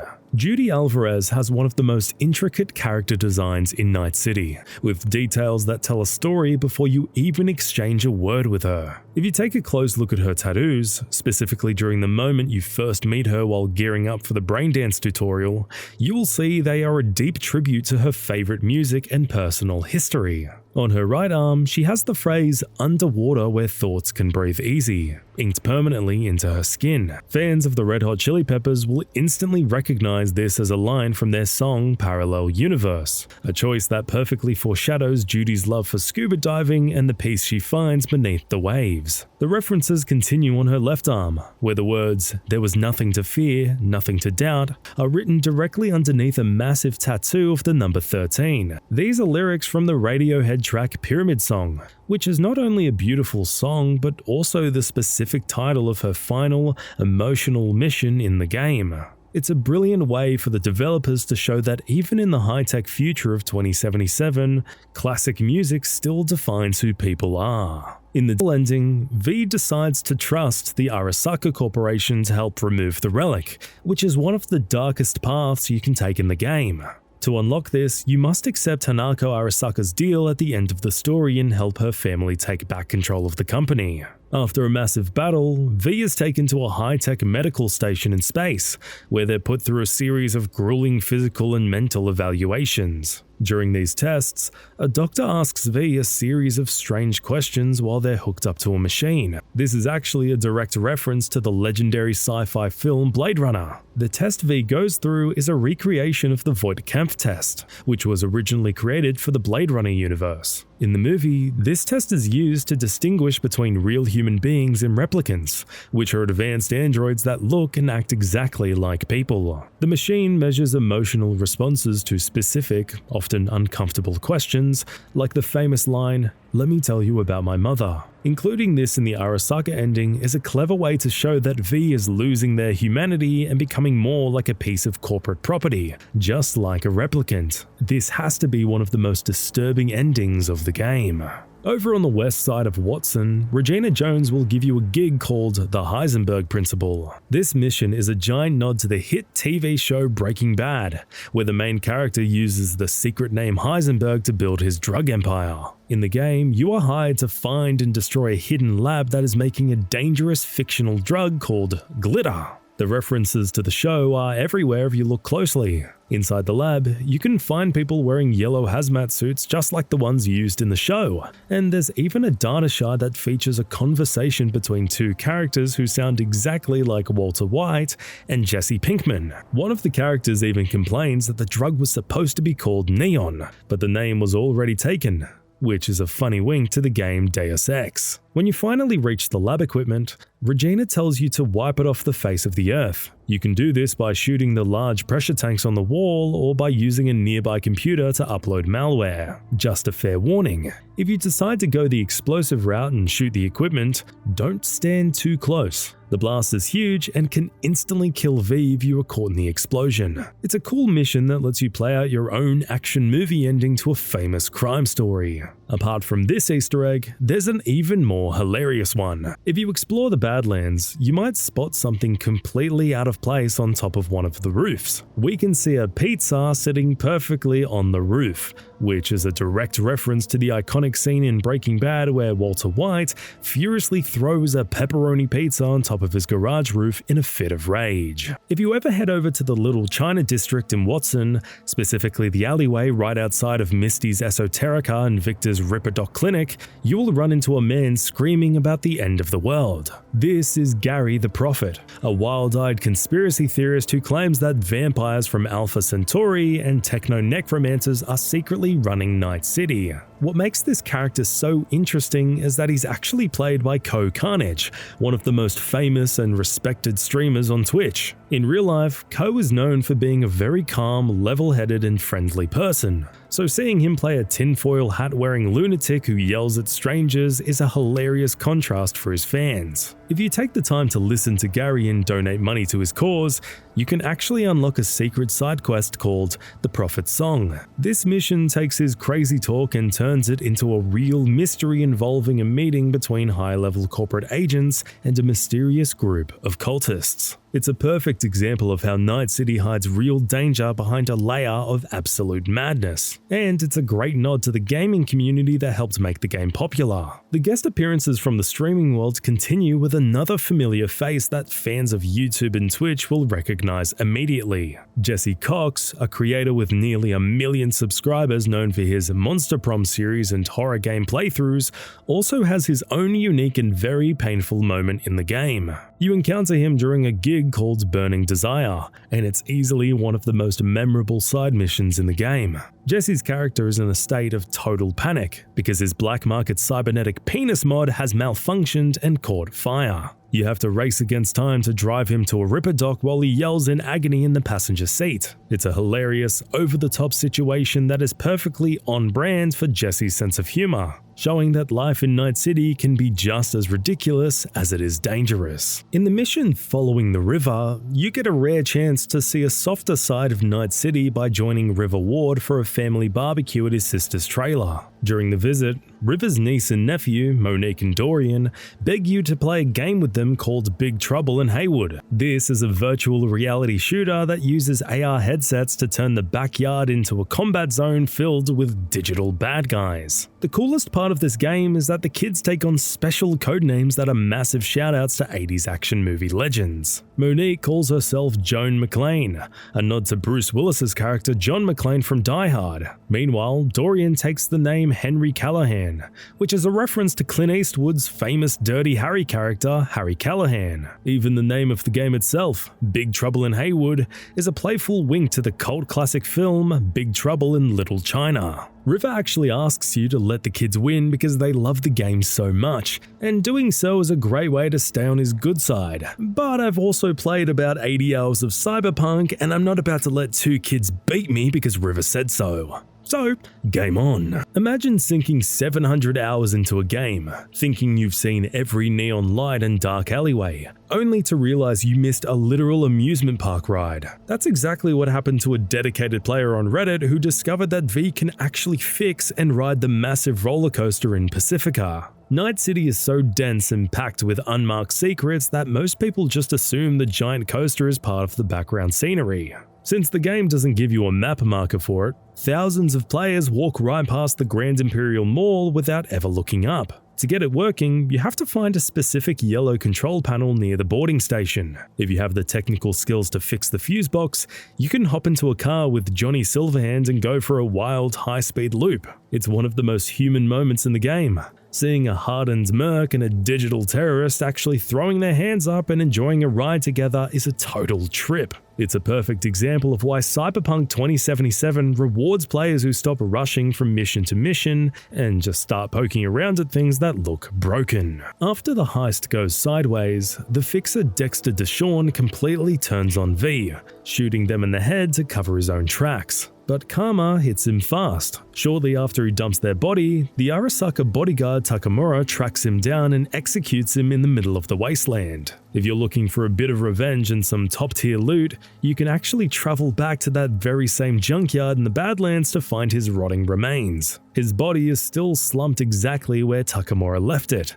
and it's definitely worth the trip because you can loot his Plan B iconic pistol. This gun is unique because it doesn't use standard ammo. Instead, it literally fires your money. Every shot you take drains a few eddies from your bank account, which is a perfect, greedy tribute to the man who cared more about profit than his own crew. But the real secret is tucked away in a nearby freezer. If you walk past Dex's body toward a large, abandoned refrigerator to the right, a hidden side quest called Cold Mirage will trigger. Johnny Silverhand will appear and start talking, leading you to discover the frozen remains of a legendary netrunner from the past. It's a chilling spot that connects the biggest betrayal in V's life to a piece of Night City history, which you'd never find if you didn't go back to the scene of the crime. Everybody must be wondering why a futuristic world like Night City doesn't show more robots doing everyday things. While you only usually see them as mindless guards or heavy tools, you can actually find them living secret lives if you know where to look. If you have high enough stats to force open certain locked doors, you can stumble upon robots just hanging out and playing cards like a group of old friends. In one hidden room, the scene looks like a robot version of a bachelor party, where they're smoking and shooting the shit in a relaxing environment. Many players believe this is a fun reference to the show Futurama. In that show, the main character Fry moves into a tiny apartment with his robot best friend Bender. Fry eventually discovers a secret, much larger room where robots spend all their time playing cards and living like humans. If you're a fan of the show The Office, you probably remember the character Hidetoshi. He has a famous scene where he explains that he was a top heart surgeon in Japan, but had to flee to America after accidentally killing a Yakuza boss on the operating table. It turns out that same legendary surgeon managed to survive all the way to the year 2077. In a side mission called Big in Japan, you find yourself carrying a mysterious unconscious man inside a body bag. Once you get him to safety, you discover his name is Haruyoshi. If you look at him closely, the character model actually looks oddly familiar to the actor from the show. When you talk to him, he delivers a speech that is nearly a perfect copy of the monologue from The Office. He tells you he was the best surgeon in Japan, but a boss from the Tiger Claws gang died under his knife. The punchline is exactly the same. He tells you with a wink that he didn't actually make a mistake. He killed the boss on purpose. It's a great moment that turns a stressful smuggling mission into a total comedy routine. As a thank you for saving his life, you even get a special sword called Scalpel, which is a nice little nod to his medical career. It's one of the best examples of how the developers hid lighthearted jokes in the middle of a dark and gritty city. The Joker dance pose is so iconic that the CD Projekt Red devs couldn't help themselves from referencing it in the game. Cyberpunk 2077 has a massive photo mode that lets you change V's position and expression for the perfect shot, and tucked away in those options is a very familiar look. One of the poses you can choose for V is a direct shout out to the 2019 film Joker. It perfectly recreates the scene where Arthur Fleck dances down a long set of concrete stairs. V puts their arms out and leans back in that exact same chaotic, celebratory way. It has become a favorite for fans who love to find the grittiest stairs in Night City to recreate the movie moment. This is just one of many pop culture poses hidden in the photo mode, proving that the developers were paying close attention to the biggest movie trends while building the game. When at E3 2019, Keanu Reeves stepped onto the stage to announce he was playing the iconic Johnny Silverhand, and the crowd went wild. During his speech, he described the game's world as breathtaking, prompting a fan to shout back, "You're breathtaking." Keanu immediately pointed into the crowd and chanted back, "You're breathtaking. You're all breathtaking." It was such a heartwarming fan favorite moment that it became one of the most famous viral clips in gaming history. And because that moment was so legendary, the developers decided to immortalize it within the game itself. Another option in Cyberpunk 2077's photo mode is a direct reference to, well, to Cyberpunk 2077's own history. You can actually select a pose for V called V of Breathtaking, which perfectly recreates Keanu's famous pointing gesture from the Microsoft stage. It's a fun little Easter egg that connects the real-life excitement of the game's reveal to the world of Night City. The photo mode doesn't stop with Hollywood stars though. The developers also made sure to include a nod to the hardcore gaming community. If you're a fan of Dark Souls, you will immediately recognize a pose titled V for Victory. While the name sounds standard, the stance is unmistakable. It's the legendary Praise the Sun gesture used by Solaire of Astora. Mike Pondsmith is the genius who originally gave life to this universe over 30 years ago. He's the creator of the original Cyberpunk tabletop RPGs, and he worked closely as a consultant with CD Projekt Red to make sure Night City felt exactly the way he imagined it back in the 80s. To honor the man who started it all, the developers tucked away a very special tribute right in the heart of the city. If you find yourself wandering through the crowded, glowing district of Japantown, keep an eye on the street signs. You can actually find a road officially named Smith Street. It's a subtle but deeply respected nod to the Maximum Mike himself. Having a street named after you in the very city you dreamt up is the ultimate legendary status. During the Olive Branch gig, you're sent to meet a nervous man named Sergei Karasinski, who has a very specific story to tell about a close encounter with a legendary hitman. Sergei describes a guy who looked surprisingly normal, mentioning he had a beard, wore brown shoes, and most importantly, had a dog with him. Fans of Keanu Reeves will immediately recognize this as a clear nod to his famous role in the John Wick film franchise. In those movies, John Wick is the world's most feared assassin who comes out of retirement after a group of gangsters kills his puppy. To make the joke even more obvious, Sergei adds that the man looks like nothing breathtaking. This is obviously a reference to his iconic E3 2019 moment. How could they not include a John Wick reference in a game Keanu Reeves is in? This was one of those references that fans knew Cyberpunk 2077 would have eventually, and seeing it tied to his viral stage appearance makes it even more more satisfying. The tributes to Baba Yaga don't stop with a simple conversation though. If you head over to the EBM Petrochem Stadium in Dogtown and visit the weapon shop near the fast travel point, you can find a more literal Easter egg tucked away in the back. On the floor of the shop, there's a specialized gun case that is explicitly left for the one and only John Wick. It's a cool, tactile nod to the character's signature preparation style. Best of all, if you have Johnny Silverhand with you, he has a pretty great reaction to the discovery, acknowledging the legendary status of the man the case belongs to.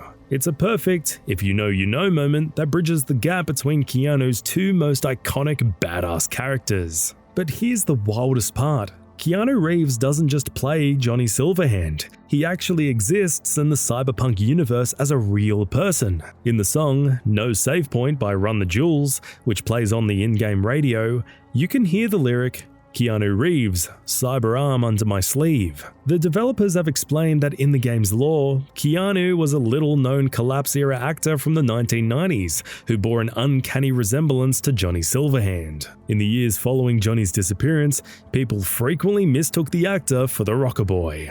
Almost everyone remembers that famous and slightly ridiculous scene from Indiana Jones in the Kingdom of the Crystal Skull, where Indy survives a massive nuclear blast by hiding inside of a lead-lined refrigerator. While the movie scene sparked a lot of debates, it became a legendary piece of pop culture that the developers just had to include in the desert outside Night City. If you drive out into the Badlands, specifically along the road north of the Mesquite fuel station, you can find the aftermath of this experiment. Near a crossroads, there's an old, rusted fridge lying in the dirt. Unlike the movie, however, this version is a lot more realistic. Inside the fridge is a skeleton that didn't quite make it. To make the reference unmistakable, there's a cowboy hat lying on the ground next to the door. There's also a hilarious extra layer to this Easter egg. If you loot the body, you'll find a note that mentions a show trying to prove if the fridge trick actually works. This is a direct nod to the real-world show Mythbusters, which famously tested the scene and proved that, unfortunately, Indy would have been turned into a pancake. You might be surprised to learn that the game's love for Japanese culture goes beyond just the neon signs and food stalls. There are specific anime references hidden in the geography of the city as well. If you find yourself exploring the crowded alleys of Japantown, you can stumble upon a very obscure tribute on one of the street signs. One of the roads in this district is officially named after Arya H. Kanzaki, the main protagonist of the series Hidan no Arya. In English, the show is called Arya the Scarlet Ammo, and it follows a girl who is actually a direct descendant of the legendary detective Sherlock Holmes. In fact, the H in her name stands for Holmes, and she is famously known as Sherlock Holmes IV. It's a deep-cut Easter egg that only a true anime fan would catch while walking through the city. While street names are great for world building, some of the best anime nods are actually tied to the characters you spend the most time with. If you look closely at Judy Alvarez, the talented braindance techie, you'll find a tribute to one of the most influential cyberpunk stories of all time, Ghost in the Shell. When Judy calls or messages you, her contact avatar features a small icon of a ghost coming out of a seashell. This is a literal visual pun on the title of the 1995 masterpiece. Additionally, Judy has a tattoo on her arm that reads 13.1, which some fans believe refers to the 13th episode of the standalone Complex anime series. These details show how much Judy's character is inspired by the themes of humanity and technology found in Japanese animation, making her a perfect fit for the world of 2077. However, the developers didn't just stop at tattoos and icons. They actually choreographed an entire boss fight to recreate one of the most iconic scenes in anime history. Early in the game, you encounter a cyber psycho sighting involving a rogue Militech officer named Lieutenant Moa. The fight takes place in a flooded, waterlogged atrium, and as soon as you engage her, she activates her optical camouflage to turn invisible. This setup, an intense hand-to-hand battle against a hyper-agile, invisible woman splashing through shallow water, is a direct, shot-for-shot recreation of the legendary fight scene from the original Ghost in the Shell movie, where Major Motoko Kusanagi battles an invisible adversary in the sprawling canals of the city. It transforms a standard mini-boss encounter into a stunning cinematic homage. Mad Max is such a hidden gem that many fans don't fully appreciate, and its dusty, high-octane world is truly one of a kind. It's hard not to notice that the Badlands area of the game looks heavily inspired by the Mad Max universe. With its vast orange deserts, rusting scrap metal, and nomadic tribes driving spiked armored cars, the entire region feels like a love letter to the wasteland. The developers took this inspiration a step further by tucking away a massive tribute to Mad Max Fury Road in the far southern reaches of the map. If you explore that area, you can find a cluster of vehicles that look like they drove straight off a movie set. Usually, you can find bodies there that heavily resemble the legendary Immortan Joe and Imperator Furiosa. While the character models sometimes disappear if you leave and come back, the evidence of their story is left behind in a data shard. You can find an archived conversation between two characters named Charlize Fury and Dakota Smith. In the messages, Charlize mentions that Max is wounded and that the girls are all pregnant, which is a very on-the-nose reference to the plot of the film. CD Projekt Red added a secret, free weaponized car to Night City that is widely considered one of the best early game vehicles you can find. Even better, it serves as a moving tribute to the late legendary rally driver Ken Block, who passed away in January 2023. The car, known as the Type 66 Hoon, is a direct nod to Block's famous Hoonigan racing division and is an absolute beast on the road. To find this tribute, you'll need to head to the Watson Northside district. Hidden inside an old warehouse near the Longshore North fast travel point, the car sits waiting for a new driver. As you approach the vehicle, Johnny Silverhand will appear and encourage you to take it for a spin. While the doors are initially locked, you don't need to complete a complex mission to get inside. The keys are hidden nearby in a small box under some trash. Once you grab the keys, the side quest I'm in love with my car will trigger and immediately complete, adding the vehicle to your permanent collection. And this car isn't just for show. It features two front-mounted machine guns that make short work of enemies during high-speed chases. It's a fast, rugged, and powerful way to honor a racing icon, allowing players to keep Ken Block's Hoonigan spirit alive in the neon-drenched future of 2077. However, CD Projekt Red doesn't just honor global celebrities, they also deeply acknowledge their own fans. Tragically, a well-known member of the Cyberpunk 2077 community named Renfei passed away in 2022 due to a genetic disorder. But thanks to the developers, his memory lives on in Dogtown. Players discovered that the Phantom Liberty character Qianxi Hu is actually a direct tribute to him. In real life, Renfei was a talented creator who ran an online shop selling 3D prints of cyberpunk items and Gundam models. The developers honored his craft perfectly. The in-game character Qianxi Hu was a specialist vendor who models and sells cybernetic prosthetics. It's a beautiful parallel that ensures Renfei will always be a part of Night City, forever preserving his passion for building and fixing things within the world he loved. To be honest, the opening mission of the Phantom Liberty DLC can feel like a real drag. It's long, scripted, and so slow-paced that you might almost fall asleep while playing it. However, you definitely don't want to ignore the objectives or wander off to complete side quests in Dogtown. If you do, you'll find out the hard way that the game doesn't have plot armor for V.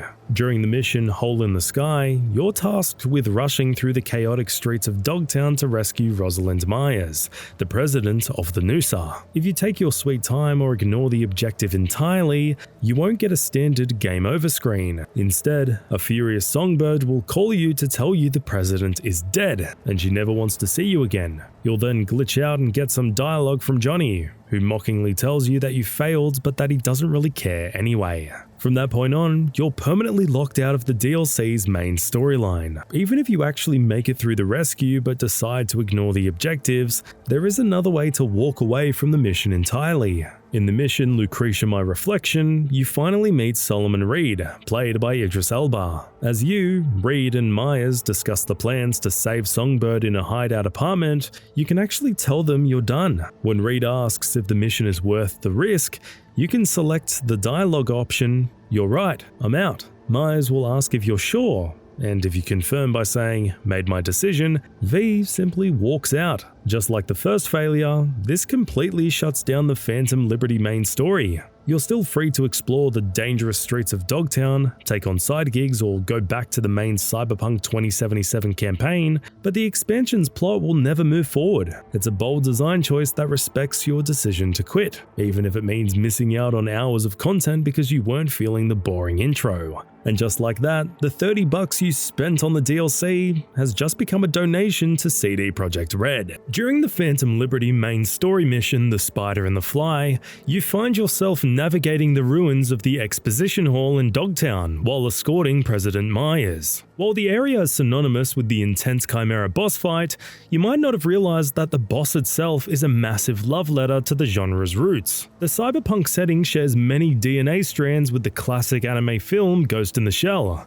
from rampant AI to military-grade cyberware. But the Chimera robot tank is a direct visual homage. The design of the Chimera is pulled straight from the famous Think Tanks or Spider Tanks seen in the anime. The reference goes beyond just looks though. It extends to the mechanics of the fight itself. In Ghost in the Shell, Major Kusanagi famously destroys the tank by ripping open the hatch at the top to destroy its core. In Phantom Liberty, you defeat the Chimera in the exact same way by targeting the vulnerable hatch on its head, proving that the best way to kill a spider tank hasn't changed in 30 years of sci-fi history. In this very section, there is one more hidden Easter egg which Star Wars fans will love. If you take a moment to check the Expo computer found in this area, you can read through an email exchange between two characters named Biggs and Wedge. For many, these names will ring a bell immediately. They were originally two X-Wing pilots from Star Wars who famously helped Luke Skywalker during the Trench Run.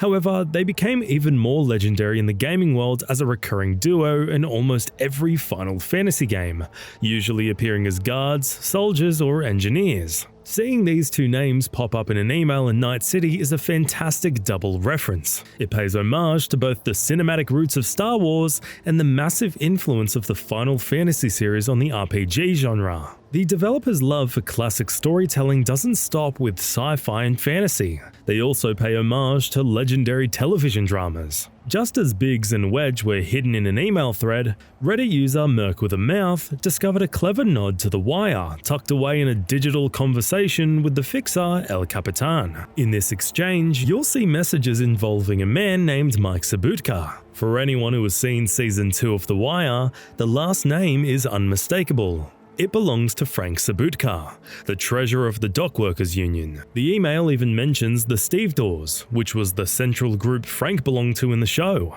It's a grounded, gritty Easter egg that bridges the gap between the industrial struggles of Baltimore and the corporate-dominated docks of Night City, showing that the plight of the working man hasn't changed much in the future. We meet Solomon Reed in the 4th mission of the DLC. After helping President Myers escape the crash site in the preceding missions, she directs V to a specific abandoned building in Dogtown to contact her sleeper agent via an old, analog telephone. In the mission Lucretia My Reflection, V follows the instructions, takes the call, and then meets Reed in person at a nearby abandoned basketball court. V arrives at the location, and a tense meeting ensures where Reed holds V at gunpoint initially before realizing they're on the same side. While that is the official introduction to the FIA agents, did you know that you can actually spot Idris Elba in Night City even if you don't have the Phantom Liberty DLC installed? Long before he gets called into action by the president, Reed is working deep undercover as a bouncer at Dino Dinovich's bar, located in the city center. If you head there during the nighttime, you'll spot him in his civilian disguise right inside guarding the door. There's not much you can do with him, and he doesn't have much to say to you beyond a few dismissive bouncer lines, but it's still a fantastic detail. It proves that Reed was hiding in plain sight all along, living his life as a sleeper agent in the heart of the city long before the events of the expansion brought him back into the world of high-stakes espionage. We all know Keanu Reeves plays the legendary rocker boy Johnny Silverhand, but Night City actually pays tribute to his other famous sci-fi roles through some clever TV commercials that play on the in-game screens. Since this isn't Keanu's first time in a techno-dystopia, the developers couldn't resist hiding a few Easter eggs in the ad breaks. First up, keep an eye out for an advertisement for Revere Courier Services. It shows an x-ray of a guy's head and promises that the first 80 gigs are free.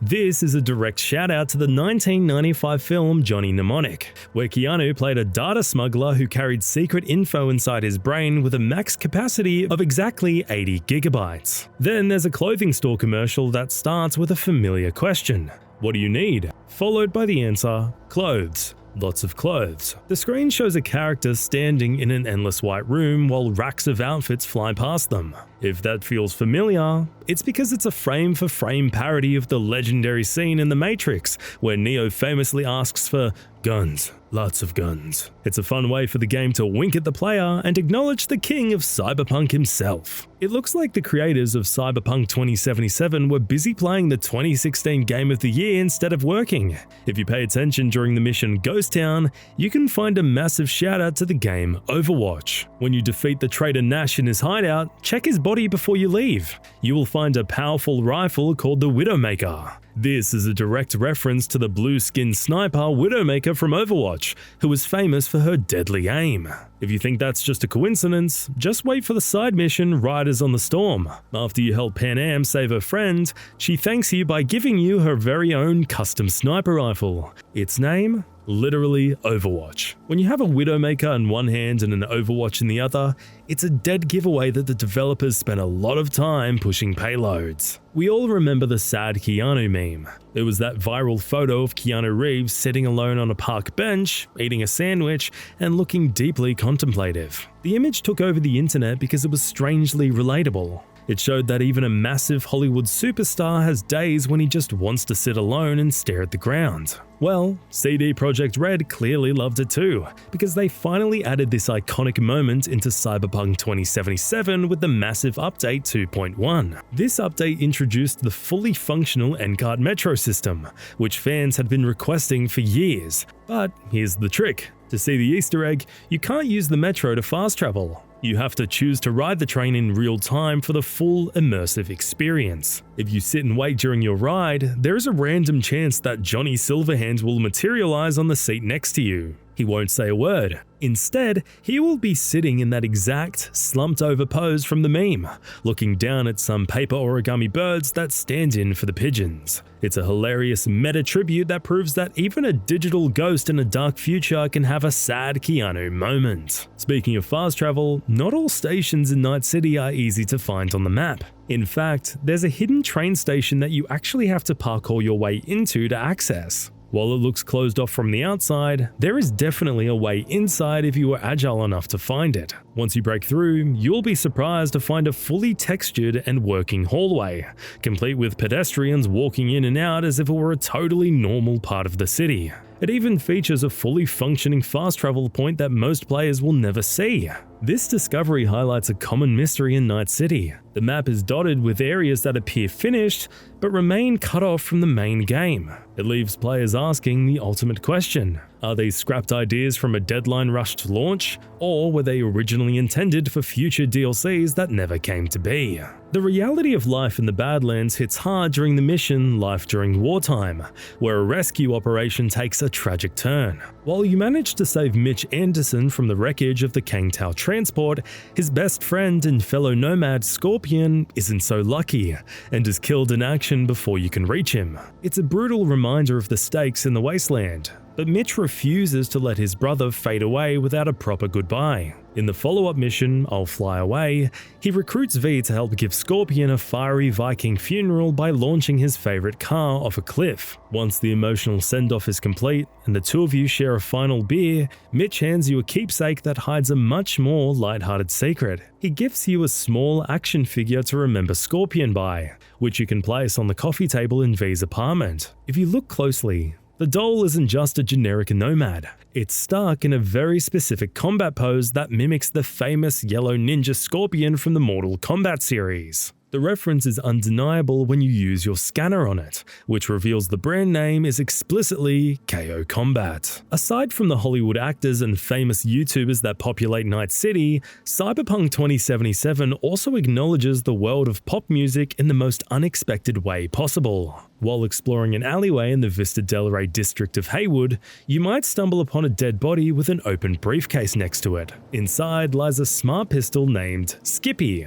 But this isn't just any ordinary firearm. It's powered by a chatty, slightly annoying AI that talks to you throughout your gameplay. What many players don't realize is that Skippy is actually based on a character from the Expeditionary Force book series by Craig Allenson. In the novels, Skippy is a shiny, cylindrical alien AI, about the size of a beer can, who is millions of years old and possesses a very rude, sarcastic personality. The game perfects his homage. Just like his literary counterpart, who loves blowing up alien enemies like the Kristang or Thuranen, the gun version is eager to help you blow the hell out of scabs, all while making rude remarks. But the references don't stop there. Once you pick him up and start shooting, you'll notice that Skippy has a habit of humming to fill the silence. If you listen closely to the robotic melody, you will realize he's actually humming the tune to Rihanna's 2008 hit song, Disturbia. It's a hilarious mix of references, combining niche military sci-fi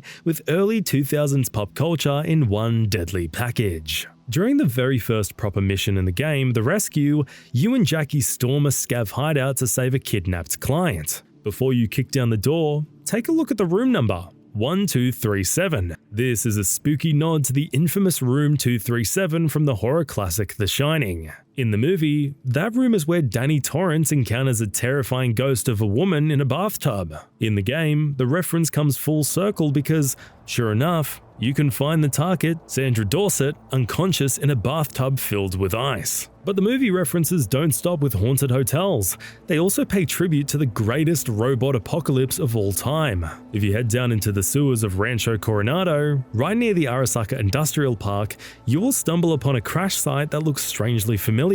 A wrecked truck and a motorbike is lying next to two corpses, one human and one robot. This is a direct recreation of the iconic truck chase scene from Terminator 2 Judgment Day. If the visual clue wasn't enough, you can find an archived conversation nearby between characters named Arnold Blake and Tex. The log explains that they desperately need to keep a boy named Jimmy O'Connor alive, because the enemy has undergone advanced cyborgification. Cyberpunk 2077 surprisingly acknowledges the GOAT of boxing, Muhammad Ali, but it does so in one of the most roundabout and musical ways possible. While exploring the industrial district of Santo Domingo, specifically in Arroyo, you will come across a seedy motel chain called the Dewdrop Inn. You actually visit this location during the quest Serious Side Effects to track down some stolen beta acid, but the name on the sign is hiding a double meaning. It's actually a deep-cut reference to the 1996 song Muhammad My Friend by legendary singer-songwriter Tori Amos. In the track, which serves as a lyrical conversation with the boxing legend himself,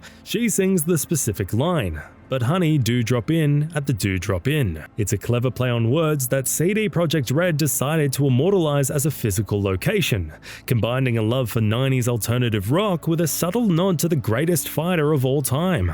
This is just one of many examples of the developer's obsession with music, hiding lyrical tributes in everything from quest titles to the neon signs of cheap motels. As we discussed earlier, Cyberpunk is inspired by the neon-drenched world of the Blade Runner, but the actual soul and terminology of the world come from an even deeper literary source. While the city is a masterpiece of modern design, the name Night City itself has a ton of backstory behind it that stretches back to the very birth of the genre. The name is primarily inspired by the works of William Gibson, the godfather of cyberpunk, whose 1984 novel Neuromancer ended up coining the terms cyberpunk and cyberspace in the first place. Night City itself appears in numerous novels of his, as a lawless, high-tech futuristic city, making it the clear blueprint for CD Projekt Red's setting. Interestingly, the name is a real-world digital history too. Night City happened to be the name of a computer BBS, bulletin board system, that operated in Queensland, Australia, from the late 80s to the early 90s. This was a pre-internet social network where people dialed in to share data, eventually becoming obsolete once the modern web took over. Before the video game, Mike Pondsmith used the name for his tabletop RPG. While the name comes from books and tabletop RPG games by Mike, the dark, rainy, and overcrowded atmosphere is a direct evolution of Ridley Scott's cinematic vision. While players have uncovered countless Easter eggs by exploring every corner of Night City, one secret was buried so deep that you were technically never supposed to hear it. Buried inside the game's packaged data files, data miners discovered a hidden developer developer-only voicemail that acts as a digital time capsule from the game's production. This audio file is not accessible through normal gameplay or console commands, but it captures an informal and candid moment where a developer using the nickname Goro, a known internal handle at CD Projekt Red, tells a teammate to push the Arasaka demo build while joking about a cut quest called Night Market Reprise. The Night Market Reprise reference confirms the existence of a scrapped side job in Watson that would have expanded a minor vendor's story arc before it was removed late in development due to pacing and tech constraints.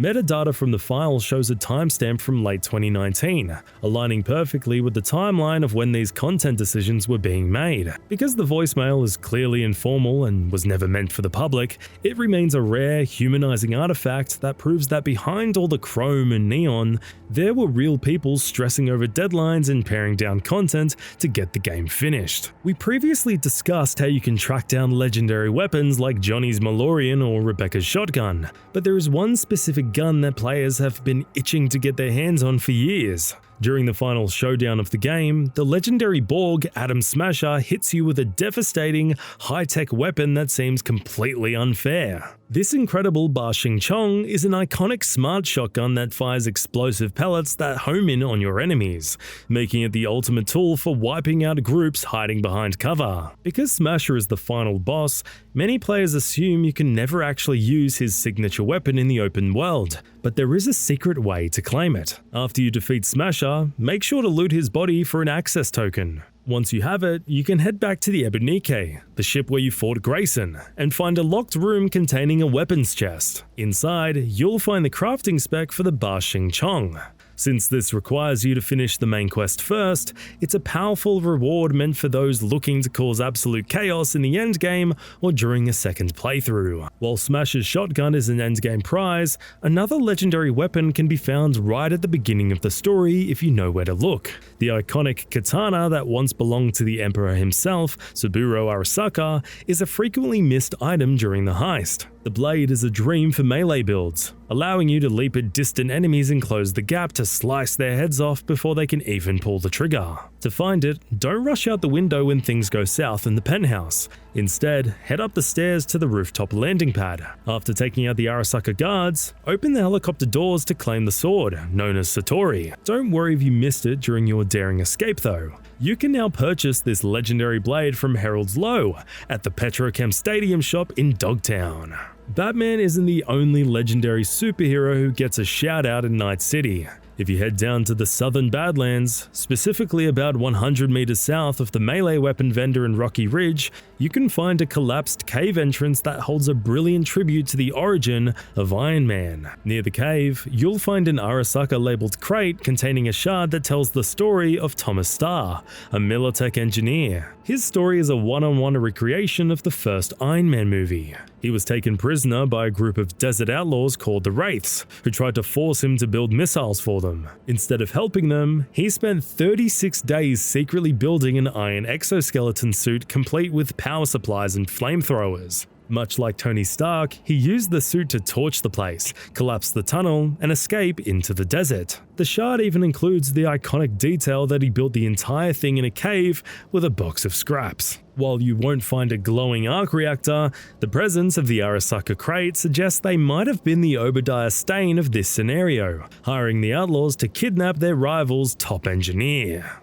After the disastrous events of the heist, it's Goro Takamura who pulls V from the wreckage and ensures they survive, forming an unlikely bond between a street merc and a high-ranking corpo. He quickly becomes a fan favorite, not just for his combat prowess, but for his hilariously boomer tech habits, like accidentally sending V blurry selfies and food reviews. However, this likability makes his potential fate extra depressing, as many players lose him during a sudden and chaotic ambush. The twist is that his demise is entirely avoidable, though the game goes out of its way to make you think otherwise. During the mission Search and Destroy, Arasaka force breaches your hideout, and Johnny Silverhand urgently screams at you to run, with the game's waypoint leading straight to the exit. Saving Goro doesn't even pop up as an optional objective initially.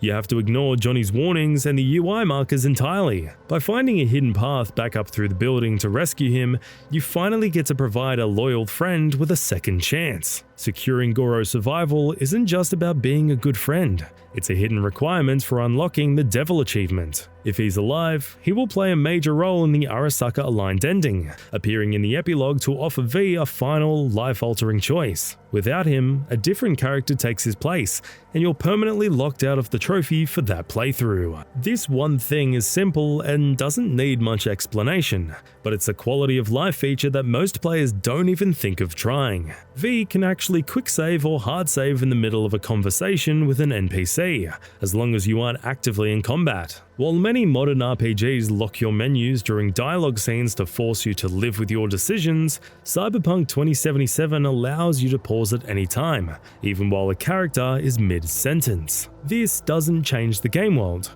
but it's a perfect tool for consequences testing. It allows you to save, try out a risky dialogue option to see the NPC's reaction, and then immediately reload to try a different branch without losing any progress or having to rewatch a long intro. Alternatively, it's a great insurance policy for those negotiations you know are about to go south. You can save right before a choice triggers a fight, ensuring you're ready to draw your weapon the second the talking stops. Throughout the game, V suffers from violent relic chip malfunctions that glitch your HUD and visual fields as Johnny Silverhand's personality slowly overwrites your own. While these moments usually feel like scripted interruptions, there is a hidden, chilling interaction you can trigger if you're quick enough. Whenever a malfunction starts, try to find the nearest mirror and look at your reflection. If you time it correctly, the reflection staring back at you won't be V, it will be Johnny Silverhand. This isn't just a static image either. V will deliver a unique, rattled voice line, and if you move your camera to look at the edges of the mirror or the surrounding environment,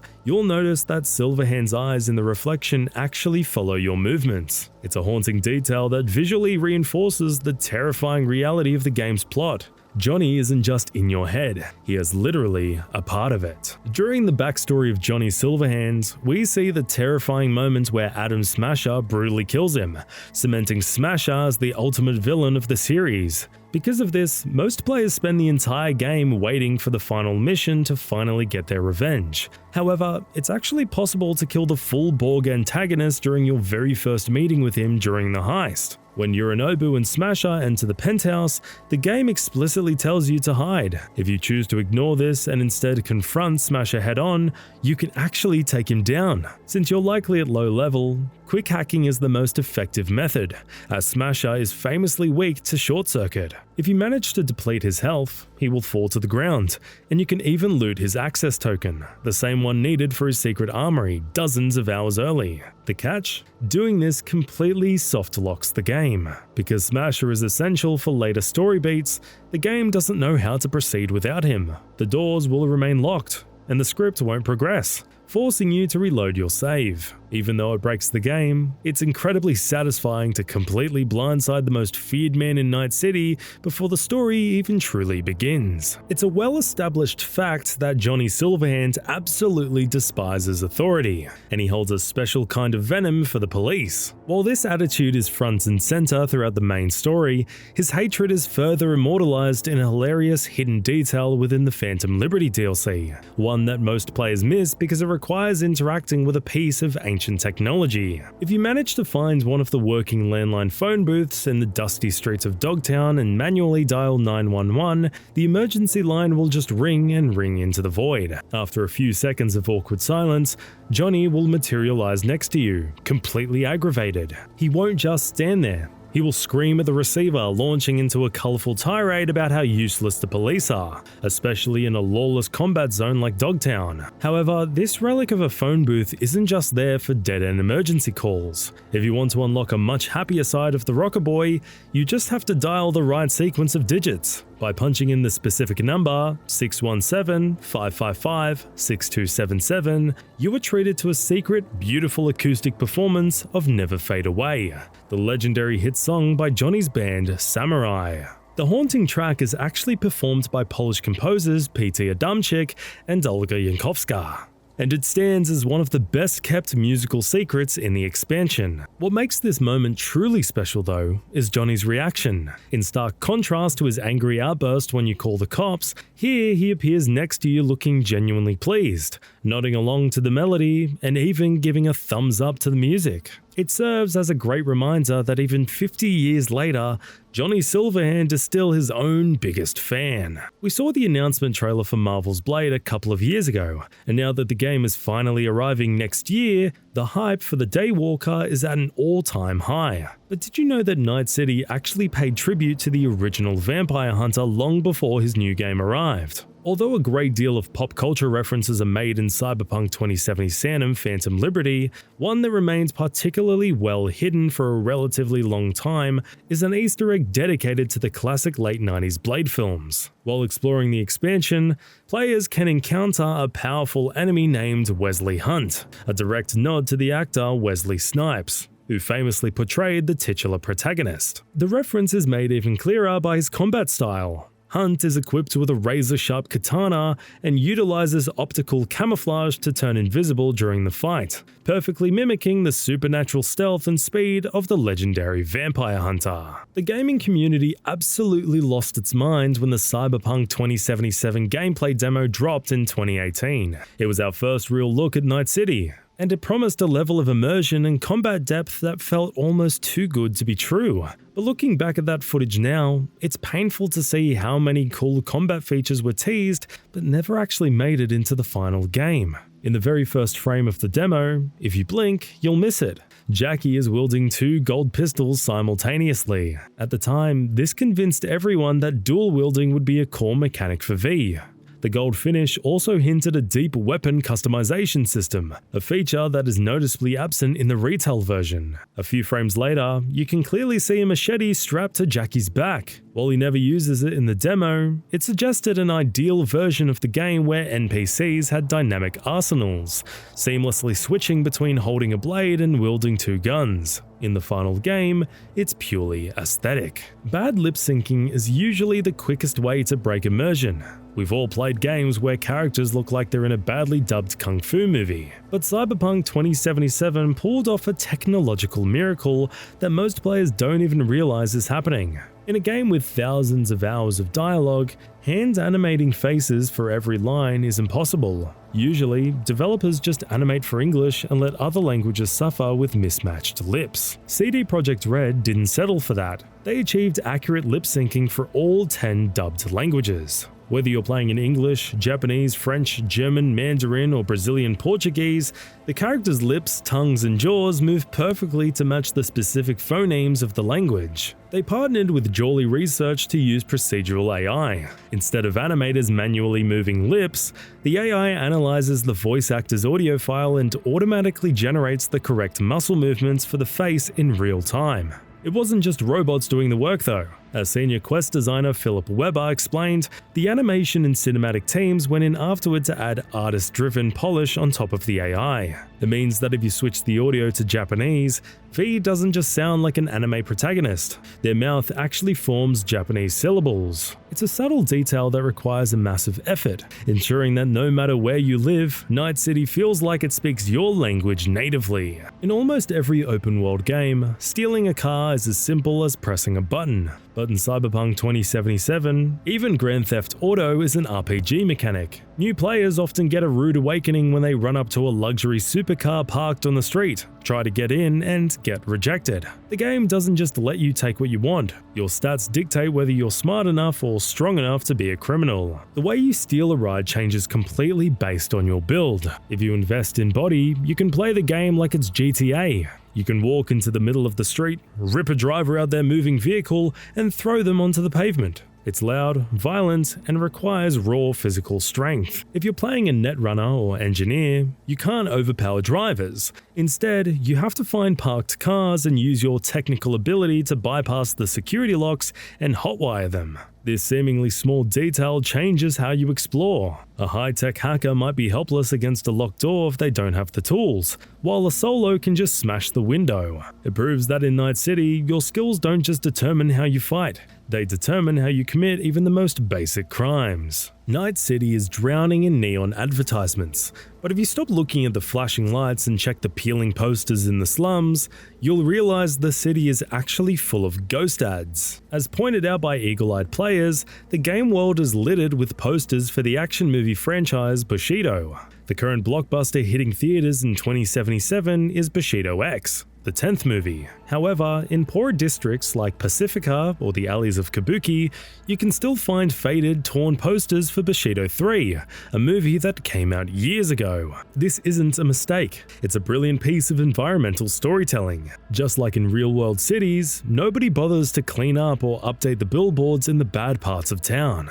It shows that while the city center is obsessed with the future, the slums are literally living in the past. You see a similar layering with Lizzie Wizzy, voiced by Grimes. While her high-tech, chrome body holographic ads light up the rich districts, you can find physical paper posters of her older human form still stuck to walls in dive bars. It proves that Night City doesn't just build over its history, it just lets it rot on the walls, creating a timeline you can read just by walking down the street. Cyberpunk 2077 is a game where cheap things are designed to look cheap on purpose, and destruction isn't just a texture.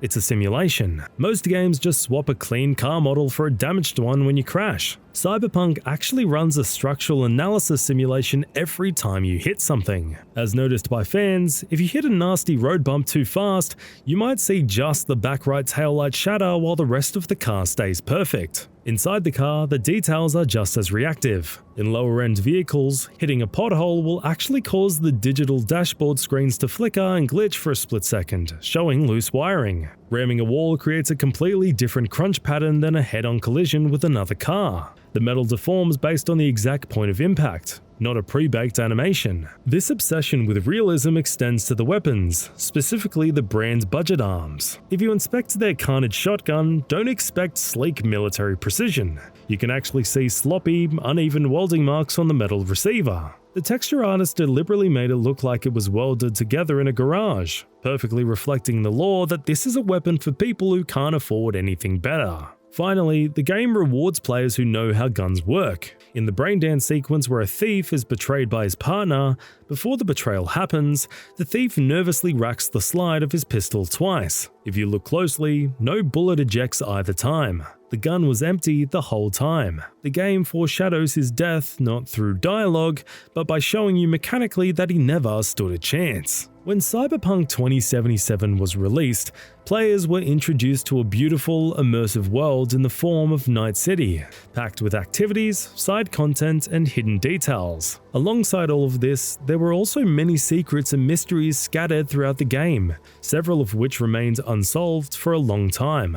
Among these, the most discussed and prominent mystery was FF06B5. Players noticed it almost immediately, and discussions quickly began within the community about what this mystery actually was. It became famous across the Cyberpunk community, largely because of how visible yet unexplained it was. Just beside the massive city center plaza, players can find a large statue, a towering figure with 4 arms. 2 of its arms are holding swords. 1 arm is holding an orb, and inscribed on that orb is the code FF06B5. At the time, nobody knew what this code meant or what its purpose was. It stood out as a deliberate mystery, with no clear explanation. What made this even more interesting was the fact that there are actually 6 main statues of this exact same figure spread across Night City. All of them hold swords and an orb in one of their hands. The game's map itself is designed in a grid-like layout, and in Grid D5, players can find the largest of these statues. The smallest of the 6 statues also contains the inscription FF06B5. Around these statues, Bhikkhu monks can often be seen praying or meditating,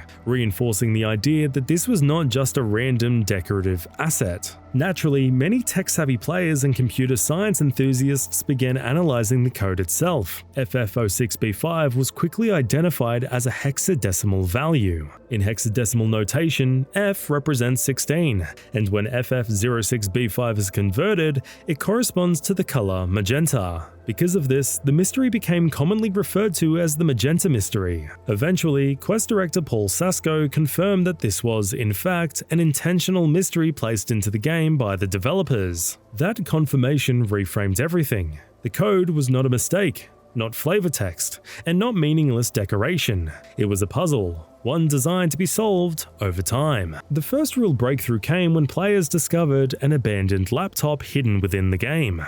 The laptop screen was filled with strange characters taken directly from the Witcher universe. At first glance, they looked like random symbols or a simple Easter egg, but they were anything but. These characters actually represented prime numbers, written in a hexadecimal format. This was a clever layer of the puzzle. Cyberpunk 2077 was using familiar imagery from The Witcher while embedding a coded mathematical system beneath it. This abandoned laptop wasn't just a reference to CD Projekt Red's earlier work. It was a crucial piece of the magenta mystery itself. Even more telling was the presence of the Ouroboros symbol, which appeared both on the laptop and in a secret from The Witcher 3. The Ouroboros symbolized a cyclical, interconnected narrative spanning across games, reinforcing the idea that these worlds were communicating on a deeper level. In the same shack where the laptop was found, players also discovered an arcade machine called Arasaka Tower 3D, connected directly to a mainframe. On the surface, it appeared to be a fun homage to classic games like Wolfenstein 3D. However, this arcade game was not just for entertainment,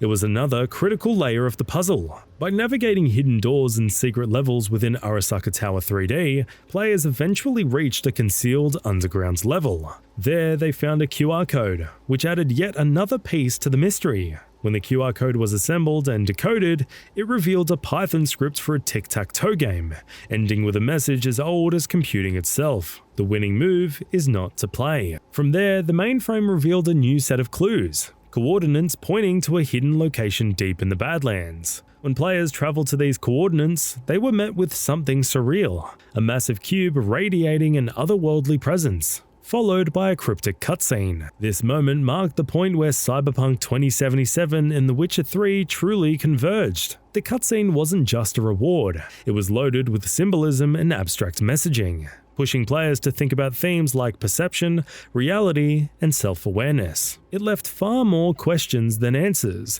deliberately blurring the line between game narrative and player consciousness. This is where the magenta mystery transcended being a simple puzzle. It became a commentary on virtual existence itself. The mystery wasn't just asking players to solve something, it was asking them to think, to question what is real, what is observed, and who is doing the observing. In that sense, FF06B5 stands out as one of the most ambitious narrative experiments in modern gaming. Still, even then, the journey was not fully complete. The seeds of the magenta mystery had been planted long before this moment. Players had already noticed that a series of unusual statues hidden throughout Night City all bore the same inscription. While many dismissed this as a coincidence or a meaningless asset reuse, others pointed out that the statues shared too many similarities to be accidental. They were frequently surrounded by bhikkhu monks and oriented in similar directions, reinforcing the idea of a deliberate placement. The search truly reignited with the release of Cyberpunk 2077's 2.0 update. After installing, the players discovered a new location,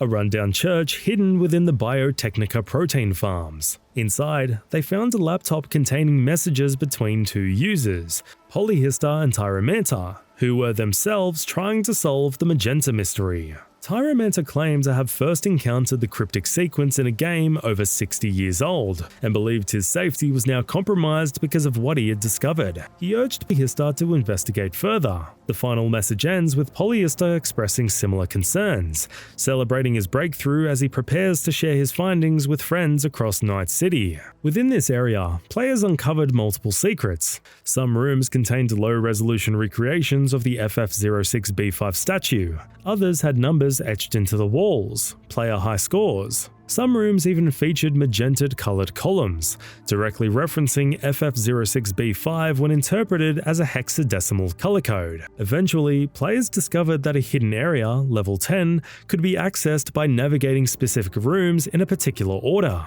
The area functioned as a massive keypad. By walking across the floor in a precise sequence, players entered Spider Murphy's high score, which powered a cable running from the arcade cabinet to the mainframe. This unlocked new keypads that allowed numerical codes to be entered. Initially, players struggled to determine the correct codes. Some solved them through trial and error, unlocking a unique monster truck called the Demiurge, which led many to believe the mystery was finished. However, additional messages from Polyhistor revealed the deeper truth. Polyhistor, Tyromanta, and eventually V had all become part of a search for a mysterious entity known as the Watcher. The Watcher is often theorized to be a game developer, or even the player themselves. The characters speak of this entity like a god. By uncovering a hidden layer of their world, they became aware that they existed inside a video game.